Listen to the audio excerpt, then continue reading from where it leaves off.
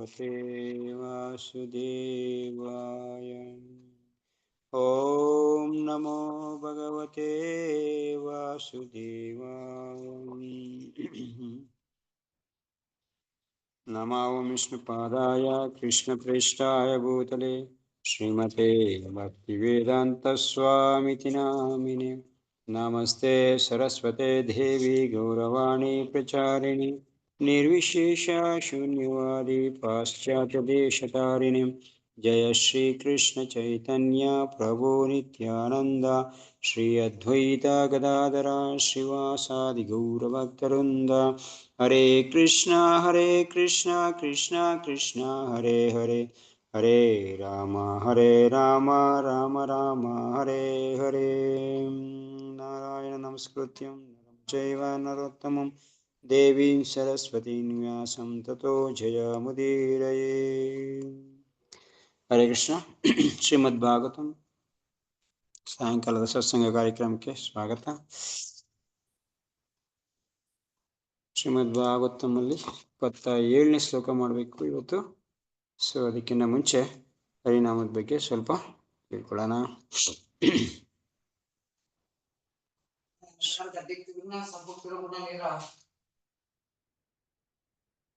ಸಂಪು ಅರ್ಧ ಇದೆ. ಸಂಪು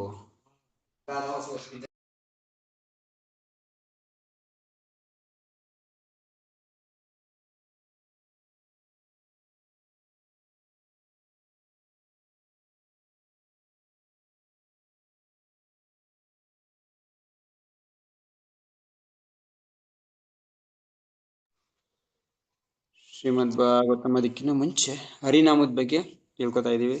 ಹರಿನಾಮ ಎಲ್ಲಿ ಬಂದಿದೆ?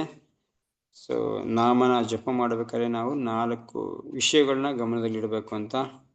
ಸೊ ಸರಿಯಾದ ರೀತಿ ಜಪ ಆಗಬೇಕಾದ್ರೆ, ಹರಿನಾಮ ನಮಗೆ ಪೂರ್ಣ ಶಕ್ತಿನ ಕೊಡಬೇಕಾದ್ರೆ 4 ರೀತಿ ವಿಷಯಗಳಿರಬೇಕು ಅಂತ. ಯಾವ್ಯಾವುದು? ನಾಮದ ಉಚ್ಚಾರಣೆ ಚೆನ್ನಾಗಿರಬೇಕು, ನಾಮನ ಏನು ಹೇಳ್ತಾ ಇದ್ದೀವಿ ಅದು ಉಚ್ಚಾರಣೆ ಕರೆಕ್ಟಾಗಿರಬೇಕು, ಮತ್ತು ಭಗವಂತನ ನಾಮನ ಅರ್ಥ ಮಾಡಿಕೊಂಡು ತಿಳುವಳಿಕೆ ಪಡೆದು ಅದನ್ನು ಮಾಡಬೇಕು, ಅವಾಗ ಅದರದ್ದು ಶಕ್ತಿ ಜಾಸ್ತಿ ಇರುತ್ತೆ. ಮತ್ತು ಸರಿಯಾದ ಭಾವದಿಂದ, ನಮಗೆ ಭಾವನೆ ಇರಬೇಕು ನಾಮದ ಮೇಲೆ, ಅವಾಗ ಲಾಭ ಜಾಸ್ತಿ ಸಿಗುತ್ತೆ. ಮತ್ತು ಅದನ್ನು ಅನುಭವ ಮಾಡಬೇಕು ನಾವು, ನಮ್ಮ ಜೀವನಕ್ಕೆ ಅದನ್ನು ಅನುಭವ ಮಾಡ್ಕೊಬೇಕು, ಅನುಭವಿಸಿ ಅದನ್ನು ಮಾಡಬೇಕು ಅನ್ನೋದು ಈ 4 ಹೇಳುವೆ. ಓಕೆ, ಒಬ್ಬ ವ್ಯಕ್ತಿ ನಾಮಜಪ ಮಾಡ್ತಾ ಇದ್ದೀವಿ. ಈ ನಾಮಜಪ ಮಾಡುವಾಗ ಈ 4 ನನಗೆ ಬರ್ತಾ ಇಲ್ಲ, ಈ 4 ನನಗೆ ಕಾನ್ಸಂಟ್ರೇಟ್ ಮಾಡೋಕ್ಕಾಗ್ತಾ ಇಲ್ಲ. ಇದಕ್ಕಿಂತ ಮುಂಚೆ ಹೇಳಿದ್ವಿ ಹರಿನಾಮದಲ್ಲಿ ಎಲ್ಲ ರೀತಿ ಶಕ್ತಿ ಇದೆ, ಹರಿನಾಮ ಏನು ಬೇಕಾದ್ರೆ ಮಾಡುತ್ತೆ ಅಂತ ಎಷ್ಟೊಂದು ವಿಷಯನ ಇದರಲ್ಲಿ ಚರ್ಚೆ ಮಾಡಿದ್ವಿ, ಹರಿನಾಮದ ಬಗ್ಗೆ ಪೂರ್ಣ ಮಾಹಿತಿನ. ಸೊ ಅದರಲ್ಲಿ ಈ 4 ನನಗೆ ಸರಿಗೆ ಆಗ್ತಾ ಇಲ್ಲ, ಇಲ್ಲ 1-2 ಸರಿಗೆ ಆಗ್ತಾ ಇಲ್ಲ, ಉಚ್ಚಾರಣೆ ಸರಿಗೆ ಆಗ್ತಾ ಇಲ್ಲ, ಉಚ್ಚಾರಣೆ ನನಗೆ ಸರಿಗೆ ಬರೋದೇ ಇಲ್ಲ ಅಂತ ಇಟ್ಕೊಳ್ಳಿ. ಎಷ್ಟೇ ಇದು ಮಾಡಿದ್ರು ಕೂಡ ನನಗೆ ಕೃಷ್ಣ ಅನ್ನೋಕ್ಕೆ ಬರ್ತಿಲ್ಲ, ಇಲ್ಲ ರಾಮ ಅನ್ನೋ ಕಡೆ ರಾಮು ಅಂತ ಇದ್ದೀನಿ. ಸೊ ಇದೆಲ್ಲ ಆಗ್ತಾ ಇದೆ. ಮತ್ತು 1-2 ಸರಿಗೆ ಬರ್ತಾ ಇರ್ಬೋದು, 1-2 ಸರಿಗೆ ಬರ್ತಾ ಇಲ್ಲದೆ ಇರ್ಬೋದು, ಇಲ್ಲ ಭಾವ ಇಲ್ಲ ನನಗೆ, ಇಲ್ಲ ಅದನ್ನು ಅನುಭವನೂ ಮಾಡೋಕ್ಕಾಗ್ತಾ ಇಲ್ಲ ಅಂತ ಇಷ್ಟೆಲ್ಲ ಆಗ್ಬೋದು. ಹೇಳ್ಬೋದು ನೀವು. ಇದು ಆ್ಯಕ್ಚುಲಿ ಇದು ಹಾಗೆ ಆಗುತ್ತೆ, ಪ್ರತಿಯೊಬ್ಬರಿಗೂ ಇದು ಆಗಂತ ಇದೆ ಸನ್ನಿವೇಶ. ಯಾಕೆಂತಂದರೆ ಈ 4 ಕರೆಕ್ಟಾಗಿ ಇಟ್ಕೊಂಡು ಯಾರು ನಾವು ಜಪ ಮಾಡೋಕ್ಕಾಗ್ತದೆ. ಅಕಸ್ಮಾತ್ ಈ 4 ಕರೆಕ್ಟಾಗಿ ಇದು ಮಾಡ್ತಾ ಇದ್ರೆ ಅವನು ಶುದ್ಧ ನಾಮಕ್ಕೆ ಹೋಗ್ಬಿಡ್ತಾನೆ ಆಲ್ಮೋಸ್ಟ್. ಸೊ ನಾಮನ ಒಂದು ಪವಿತ್ರವಾಗಿರೋಂಥ ಇದರಲ್ಲಿ ಮಾಡೋಕ್ಕೆ ಶುರು ಮಾಡ್ತಾನೆ. ಆದರೆ ಈ 4 ಆಗ್ತಾ ಇಲ್ಲ ಅಂತಂದರೆ ಏನು ಮಾಡೋದು ಇವಾಗ ಇದಕ್ಕೇನಾರ ಸೊಲ್ಯೂಷನ್ ಇದೆಯಾ? ಅಕಸ್ಮಾತ್ ಇದು ನನ್ನ ಕೈಲಿ ಆಗ್ತಾನೇ ಇಲ್ಲ 1-2 ಆಗ್ತಾ ಇದೆ, ಇನ್ನೊಂದೆರಡು ಆಗ್ತಾ ಇಲ್ಲ ಅಂತಂದರೆ ನೋಡಿ, ಇದು ಇದೆ ಕರೆಕ್ಟು. ನಾಮನ ಹಿಂದೆ ಹೇಳ್ದಂಗೆ ನಾಮಕ್ಕೆ ಎಲ್ಲ ಥರ ಶಕ್ತಿ ಇದೆ. ನಾಮದಿಂದ ಏನು ಬೇಕಾರೆ ಮಾಡ್ಬೋದು, ಏನು ಬೇಕಾರೆ ಆಗುತ್ತೆ ಅಂತ ಇದ್ಮೇಲೆ ಈ 4 ಸರಿ ಇಲ್ಲ ಅಂತಂದಾಗ ನಾಮ ನಮ್ಮನ್ನು ಕಾಪಾಡಲ್ವಾ? ಗ್ಯಾರಂಟಿ ಕಾಪಾಡ. ಯಾಕೆಂದರೆ ನಾಮಕ್ಕೆ ಆ ಥರ ಒಂದು ಶಕ್ತಿ ಇದ್ದೇ ಇದೆ, ಇಲ್ಲ ಅಂತ ಹೇಳೋಕ್ಕಾಗೋದಿಲ್ಲ, ಇದೆ. ಸೊ ಈ 4 ಇಲ್ಲ ಅಂದರೂ ಕೂಡ ಪರವಾಗಿಲ್ಲ, ಸ್ವಲ್ಪ ಹೆಚ್ಚು ಕಡಿಮೆ ಇದ್ರೂ ಪರವಾಗಿಲ್ಲ. ಸೊ ಉಚ್ಚಾರಣೆ ಸರಿಗಿಲ್ಲ ಅಂದ್ರೂ ಪರವಾಗಿಲ್ಲ, ಇದನ್ನು ಅರ್ಥ ಮಾಡ್ಕೊಂಡಿಲ್ಲ ಅಂದ್ರೂ ಪರವಾಗಿಲ್ಲ, ಸೊ ತಪ್ಪು ರೀತಿ ಇದ್ರೂ ಪರವಾಗಿಲ್ಲ, ನಾಮನ ಜಪ ಮಾಡ್ತಾ ಇದ್ರೆ ಗ್ಯಾರಂಟಿ ನಾವು ನಾಮದಿಂದ ಉದ್ಧಾರ ಆಗ್ಬೋದು. ನಾಮ ನಮಗೆ ಎಲ್ಲ ಥರ ಶಕ್ತಿನ ಕೊಟ್ಟೇ ಕೊಡುತ್ತೆ. ಸೊ ಇದೂ ಇದೆ.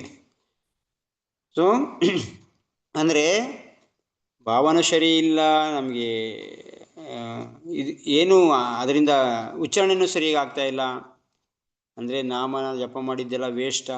ಹಂಗಾದರೆ ಇಲ್ಲ. ನಾಮ ಇಟ್ ಸೆಲ್ಫ್, ನಾಮಕ್ಕೆ ಶಕ್ತಿ ಇದ್ದೇ ಇದೆ. ನಾಮದಲ್ಲಿ ಪ್ರತಿಯೊಂದು ಶಕ್ತಿ ಇದೆ. ಮತ್ತು ಅದು ಈ ಥರ ಎಲ್ಲ ಇಲ್ಲ ಅಂದರೂ ಕೂಡ ಅದು ನಮಗೆ ಶಕ್ತಿನ ಕೊಟ್ಟೇ ಕೊಡುತ್ತೆ. ಅದರಿಂದ ಏನು ಫಲ ಬರಬೇಕು ಬಂದೇ ಬರುತ್ತೆ. ಇದರಿಂದ ನಾವೇನು ಹೆದರ್ಕೊಳ್ಳೋಂಥ ಅವಶ್ಯಕತೆ ಇಲ್ಲ. ಓಕೆ, ಇಷ್ಟು ದಿನ ಹಂಗಾರು ಮಾಡಿದ್ದೆಲ್ಲ ವೇಸ್ಟಾ, ಇಷ್ಟು ದಿನ ನಾವು ಈ 4ರಲ್ಲಿ ಏನಾರ ಒಂದು ತ್ರುಟಿ ಕಡಿಮೆ ಆಗೇ ಆಗಿರುತ್ತೆ ನಮಗೆ. ಸೊ ಅಂಥದ್ರಲ್ಲಿ ನಾಮ ಸರಿಗೆ ಅಕಸ್ಮಾತ್ ಮಾಡಿಲ್ಲ ಅಂತಂದರೆ ಇಷ್ಟು ದಿನ ಮಾಡಿದ್ದೆಲ್ಲ ವೇಸ್ಟು ಅನ್ನೋ ಭಾವನೆ ಬಂದ್ಬಿಡುತ್ತೆ. ಸೊ ಬೇಕಾಗಿಲ್ಲ. ಸೊ ನಾಮ ಅದೆಲ್ಲ ಇಲ್ಲ ಅಂದರೂ ಪರವಾಗಿಲ್ಲ. ನಾಮಕ್ಕೆ ಸೆಲ್ಫ್ ನಾಮನೇ ಶಕ್ತಿ, ನಾಮನೇ ಒಂದು ದುಡ್ಡು ನಮಗೆ ಉದ್ಧಾರ ಮಾಡೋಂಥದ್ದು. ಅದರಲ್ಲಿ ಶಕ್ತಿ ಇದ್ದೇ ಇದೆ. ಸೊ ಅದು ನಮ್ಮನ್ನು ಉದ್ಧಾರ ಮಾಡೇ ಮಾಡುತ್ತೆ. ಯಾವುದೇ ಕಾರಣಕ್ಕೂ ಭಯ ಪಡೋಂಥ ಅವಶ್ಯಕತೆ ಇಲ್ಲ. ನಮಗಿದೆಲ್ಲ ಇಲ್ಲ ಅಂದರೂ ಇಲ್ಲ. ಆದರೆ ಅದು ಇನ್ನೊಂದು ಪಾಯಿಂಟ್ ಇದೆ. ಓಕೆ, ನಾಮ ನಮಗೆ ಒಳ್ಳೇದು ಮಾಡುತ್ತೆ.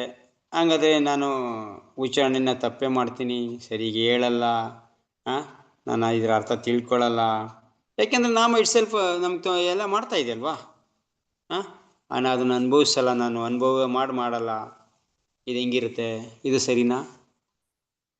ಸರಿಲ್ಲ. ಸೊ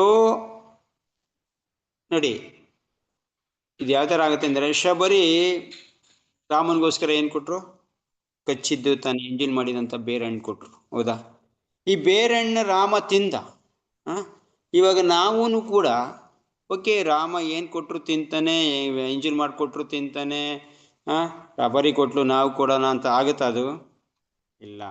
ಆದಷ್ಟು ನಾವು ಶುದ್ಧತೆಯಿಂದ ಇದನ್ನು ಆಚರಣೆ ಮಾಡೋಕ್ಕೆ ನೋಡಲೇಬೇಕು. ಸರಿಯಾಗಿ ಉಚ್ಚಾರಣೆ ಮಾಡೋಕ್ಕೆ ನೋಡಲೇಬೇಕು. ಅರ್ಥ ಮಾಡ್ಕೊಳ್ಳೋಕೆ ಪ್ರಯತ್ನ ಮಾಡಬೇಕು. ಅದನ್ನು ಅನುಭವಿಸ್ಬೇಕು. ಅದನ್ನು ಭಾವದಿಂದ ಮಾಡಲೇಬೇಕು. ಅಕಸ್ಮಾತ್ ಇದು ಆಗಲಿಲ್ಲ ಅಂದರೆ ಓಕೆ, ತೊಂದರೆ ಇಲ್ಲ. ಆದರೆ ಪ್ರಯತ್ನ ಅಂತೂ ಮಾಡ್ತಾ ಇರಬೇಕು. ಅದನ್ನು ಸರಿಯಾಗಿ ರೀತಿಯಲ್ಲಿ ಮಾಡೋಕ್ಕೋಸ್ಕರ ಪ್ರಯತ್ನ ಮಾಡ್ತಾ ಇರಬೇಕು. ಇದು ನಮ್ಮದು ಇದು ಇರೋದು. ನಮಗೆ ನಮ್ಮ ನಾಮದ ಬಗ್ಗೆ ನಮಗೆ ಆಸಕ್ತಿ ಇರೋದು, ಭಗವಂತನ ಬಗ್ಗೆ ಆಸಕ್ತಿ ಇರೋದು. ಓಕೆ, ನಾಮ ಇಟ್ ಸೆಲ್ಫ್ ಏನೋ ಮಾಡ್ಕೊಳುತ್ತೆ. ನಾವು ಬೇಕು ಅಂತ ಉಚ್ಚಾರಣೆ ತಪ್ಪು ಮಾಡ್ತಾ ಇದ್ದೀವಿ, ಬೇಕು ಅಂತ ಇದು ಮಾಡ್ತಾ ಇದ್ದೀವಿ. ಇಲ್ಲ, ಪ್ರತಿ ಕ್ಷಣ ಇದನ್ನು ತಿದ್ದಕ್ಕೆ ನೋಡ್ತಾ ಇರ್ಬೇಕು ನಾವು. ಅಕಸ್ಮಾತ್ ಆಗಿಲ್ವಾ, ತೊಂದರೆ ಇಲ್ಲ. ಅಕಸ್ಮಾತ್ ಆಗ್ತಾ ಇಲ್ವಾ, ಏನೋ ಹೆಚ್ಚು ಕಡಿಮೆ ಆಗ್ತಾ ಇದೆಯಾ, ಏನೋ ಜೊತೆ ನಮ್ಮ ಇದೆಲ್ಲ ಒಂದು ಏನೋ ನಮಗೆ ಇದನ್ನು ಮಾಡೋಕ್ಕಾಗಲಿಲ್ಲ, ಯಾವುದೋ ಒಂದು ಸಂದರ್ಭದಲ್ಲಿ ಇದೆಲ್ಲ ಸರಿಗೆ ನಡೀತಾ ಇಲ್ಲ, ಓಕೆ, ಅಂಥ ಸಮಯದಲ್ಲಿ ಅದು ನಡೆಯುತ್ತೆ. ರಾಮನ್ಗೆ ಶಬರಿ ಕೊಟ್ಟಂಥ ಸಮಯ ಯಾವ ಥರ ಇತ್ತು? ಶಬರಿಗೆ ಅಷ್ಟೊಂದು ಶುದ್ಧ ಭಕ್ತಿ ಇತ್ತು. ರಾಮನ ಕೂಡ ಶುದ್ಧ ಭಕ್ತಿ ಮೆಚ್ಕೊಂಡು ತಿಂದ.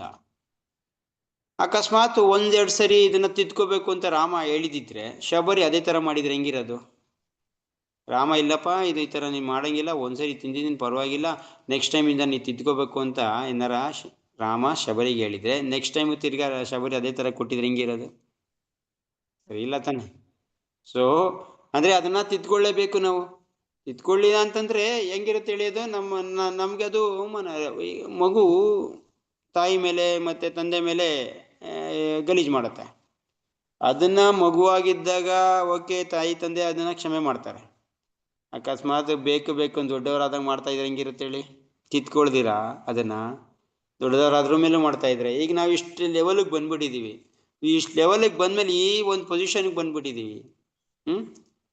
ಅಲ್ಲಿ ನಮ್ಮ ಭಾವನೆ ಏನೋ, ನಮ್ಮ ಭಗವಂತ ಧಾಮದಲ್ಲಿ ಇದ್ದೀವಿ ನನ್ನ ಭಾವನೆ ನಮಗಿರೋದು. ಸೊ ಈ ಭಾವನೆ ಇಲ್ಲಿಗೆ ಬಂದ ಮೇಲೂ ಕೂಡ ನಾವೇನಾದರೂ ಇದು ಮತ್ತೆ ತಿರ್ಗಾ ಉಚ್ಚಾರಣೆ ಸರಿ ಇಲ್ಲ, ಅದನ್ನು ಅರ್ಥ ಮಾಡ್ಕೊಂಡಿಲ್ಲ, ಸರಿಯಾದ ಭಾವ ಇಲ್ಲ, ಅದ್ರದ್ದು ಅನುಭವ ಮಾಡ್ತಾ ಇಲ್ಲ ಅಂತಂದರೆ ಇದು ಹೆಂಗಿರುತ್ತೆ? ಸೊ ಅದಕ್ಕೆ ಆ ಥರ ಆಗಬಾರ್ದು ನಾವು ಮಾಡುವಾಗ. ಸೊ ಅದನ್ನ ಕಿತ್ಕೊಳ್ಳೋಕ್ಕೆ ಪ್ರಯತ್ನ ಮಾಡ್ತಾ ಇರ್ಬೇಕು. ನಾಮಕ್ಕೆ ಇಟ್ ಸೆಲ್ಫ್ ಶಕ್ತಿ ಇದ್ದೇ ಇದೆ, ಅದರಲ್ಲಿ ಏನು ಡೌಟೇ ಇಲ್ಲ. ಆದರೆ ನಾವು ಅದನ್ನು ತಿದ್ಕೊಳ್ಳೋಕ್ಕೆ ಮುಂದಾಗಬೇಕು. ಅದನ್ನು ಪ್ರತಿ ಕ್ಷಣ ಸರಿ ಮಾಡೋಕ್ಕೆ ನೋಡ್ತಾ ಇರಬೇಕು. ನೋಡಿ, ನಾಮದಲ್ಲಿ ಇನ್ನೊಂದು ಪಾಯಿಂಟು, ನಾಮದಲ್ಲಿ ಎಲ್ಲ ಶಕ್ತಿಗಿನ್ನ ಜಾಸ್ತಿ ಶಕ್ತಿ ಇರೋದು ಕೃಪಾಶಕ್ತಿ. ನಮಗೆ ಕೃಪೆ ಮಾಡೋಂಥ ಶಕ್ತಿ ಜಾಸ್ತಿ ಇದೆ ನಾಮಕ್ಕೆ. ನಮಗೆ ಕೃಪೆನ ಅದು ಕೊಡೋಂಥ ಶಕ್ತಿ ಜಾಸ್ತಿ ಇದೆ. ಸೊ ಈ ಕೃಪಾಶಕ್ತಿನೇ ನಮ್ಮನ್ನ ಇದರಿಂದೆಲ್ಲ ತಿದ್ದುತ್ತಾ ಇದೆ, ಕೃಪೆ ಕೊಡ್ತಾ ಇರೋದು. ನಮ್ಗೆ ಏನೇ ಆಗ್ತಾ ಇದ್ರು ಕೂಡ ಕೃಪೆ ಕೊಡ್ತಾ ಇರೋಂಥ ಶಕ್ತಿ ಅದು ನಮಗೆ, ನಾಮದಲ್ಲಿರೋಂಥ ಕೃಪಾಶಕ್ತಿನೇ ನಮಗೆಲ್ಲ ಅನುಗ್ರಹ ಮಾಡ್ತಾ ಇರೋದು. ನಾವು ಪ್ರಯತ್ನ ಯಾವಾಗ ಕೃಪೆ ಸಿಗುತ್ತೆ? ಓಕೆ, ಈ ಕೃಪೆ ನಮಗೆ ಸಿಗ್ತಾ ಇದೆ. ನಾಮದಲ್ಲಿ ತುಂಬ ಮುಖ್ಯವಾಗಿರೋಂಥ ಶಕ್ತಿ ಅಂದರೆ ಕೃಪಾಶಕ್ತಿ. ಎಷ್ಟೊಂದು ಶಕ್ತಿಗಳಿದಾವಲ್ಲ, ಅದರಲ್ಲಿ ಮುಖ್ಯ ತುಂಬ ಮುಖ್ಯವಾಗಿರೋದಂತಂದರೆ ಕೃಪಾಶಕ್ತಿನೇ. ಕೃಪೆ ಅಂತಂದರೆ ಕಾರಣರಹಿತವಾಗಿರೋಂಥ ಇದಕ್ಕೆ ನಮಗೆ ಬರ್ತಾ ಇರೋದು. ನಮ್ಮ ಹತ್ರ ಅದು ಯೋಗ್ಯತೆ ಇಲ್ಲ, ನಾವು ಅದನ್ನು ಪಡೆಯೋಕ್ಕೆ ಯೋಗ್ಯತೆ ಇಲ್ಲ, ಆದರೂ ಕೂಡ ಅದು ನಮಗೆ ಕೊಡ್ತಾ ಇದೆ ಅಂತಂದರೆ ಇದು ಕೃಪೆ, ಕಾರಣರಹಿತ ಕೃಪೆ ಅಂತ ಹೇಳ್ತೀವಲ್ಲ, ಅವಾಜ್ಯ ಕೃಪೆ. ಸೊ ಈ ಕೃಪೆ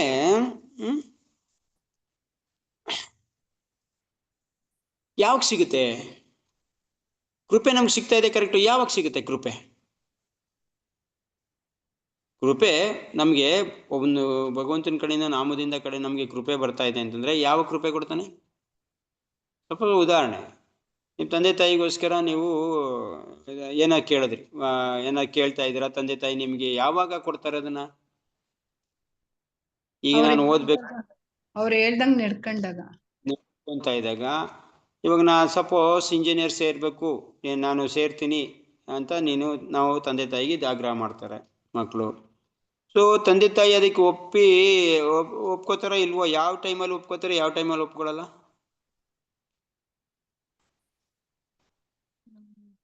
ಅಕಸ್ಮಾತ್ ನಾನು ಇಂಜಿನಿಯರ್ ಸೇರಕ್ಕೆ ಪ್ರಯತ್ನ ಮಾಡಲಿಲ್ಲ ಅಂದ್ರೆ, ಸೆಕೆಂಡ್ PUC ಸರಿಯಾಗಿ ಮಾರ್ಕ್ಸ್ ತೆಗಿಲಿಲ್ಲ ಅಂದ್ರೆ, ಅದಕ್ಕೋಸ್ಕರ ಇಚ್ಛೆ ಇಲ್ಲ ಅಂತಂದ್ರೆ, ಪ್ರಯತ್ನ ಮಾಡಲಿಲ್ಲ ಅಂದ್ರೆ ಸೇರಿಸ್ತಾರ ಅವರು? ಪ್ರಯತ್ನನೇ ಮಾಡ್ತಾ ಇಲ್ಲ ನೀನು, ಏನಪ್ಪ ಸೇರಿಸ್ತೀನಿ ನಿನ್ನ ಅಂತ ಅಲ್ವಾ? ನಮ್ದು ಎಲ್ಲಿವರೆಗೆ ನಾವು ಪ್ರಯತ್ನ ಮಾಡಲ್ವೋ ಅಲ್ಲಿ ಕೃಷ್ಣ ಕೃಪೆ ಕೊಡಲ್ಲ.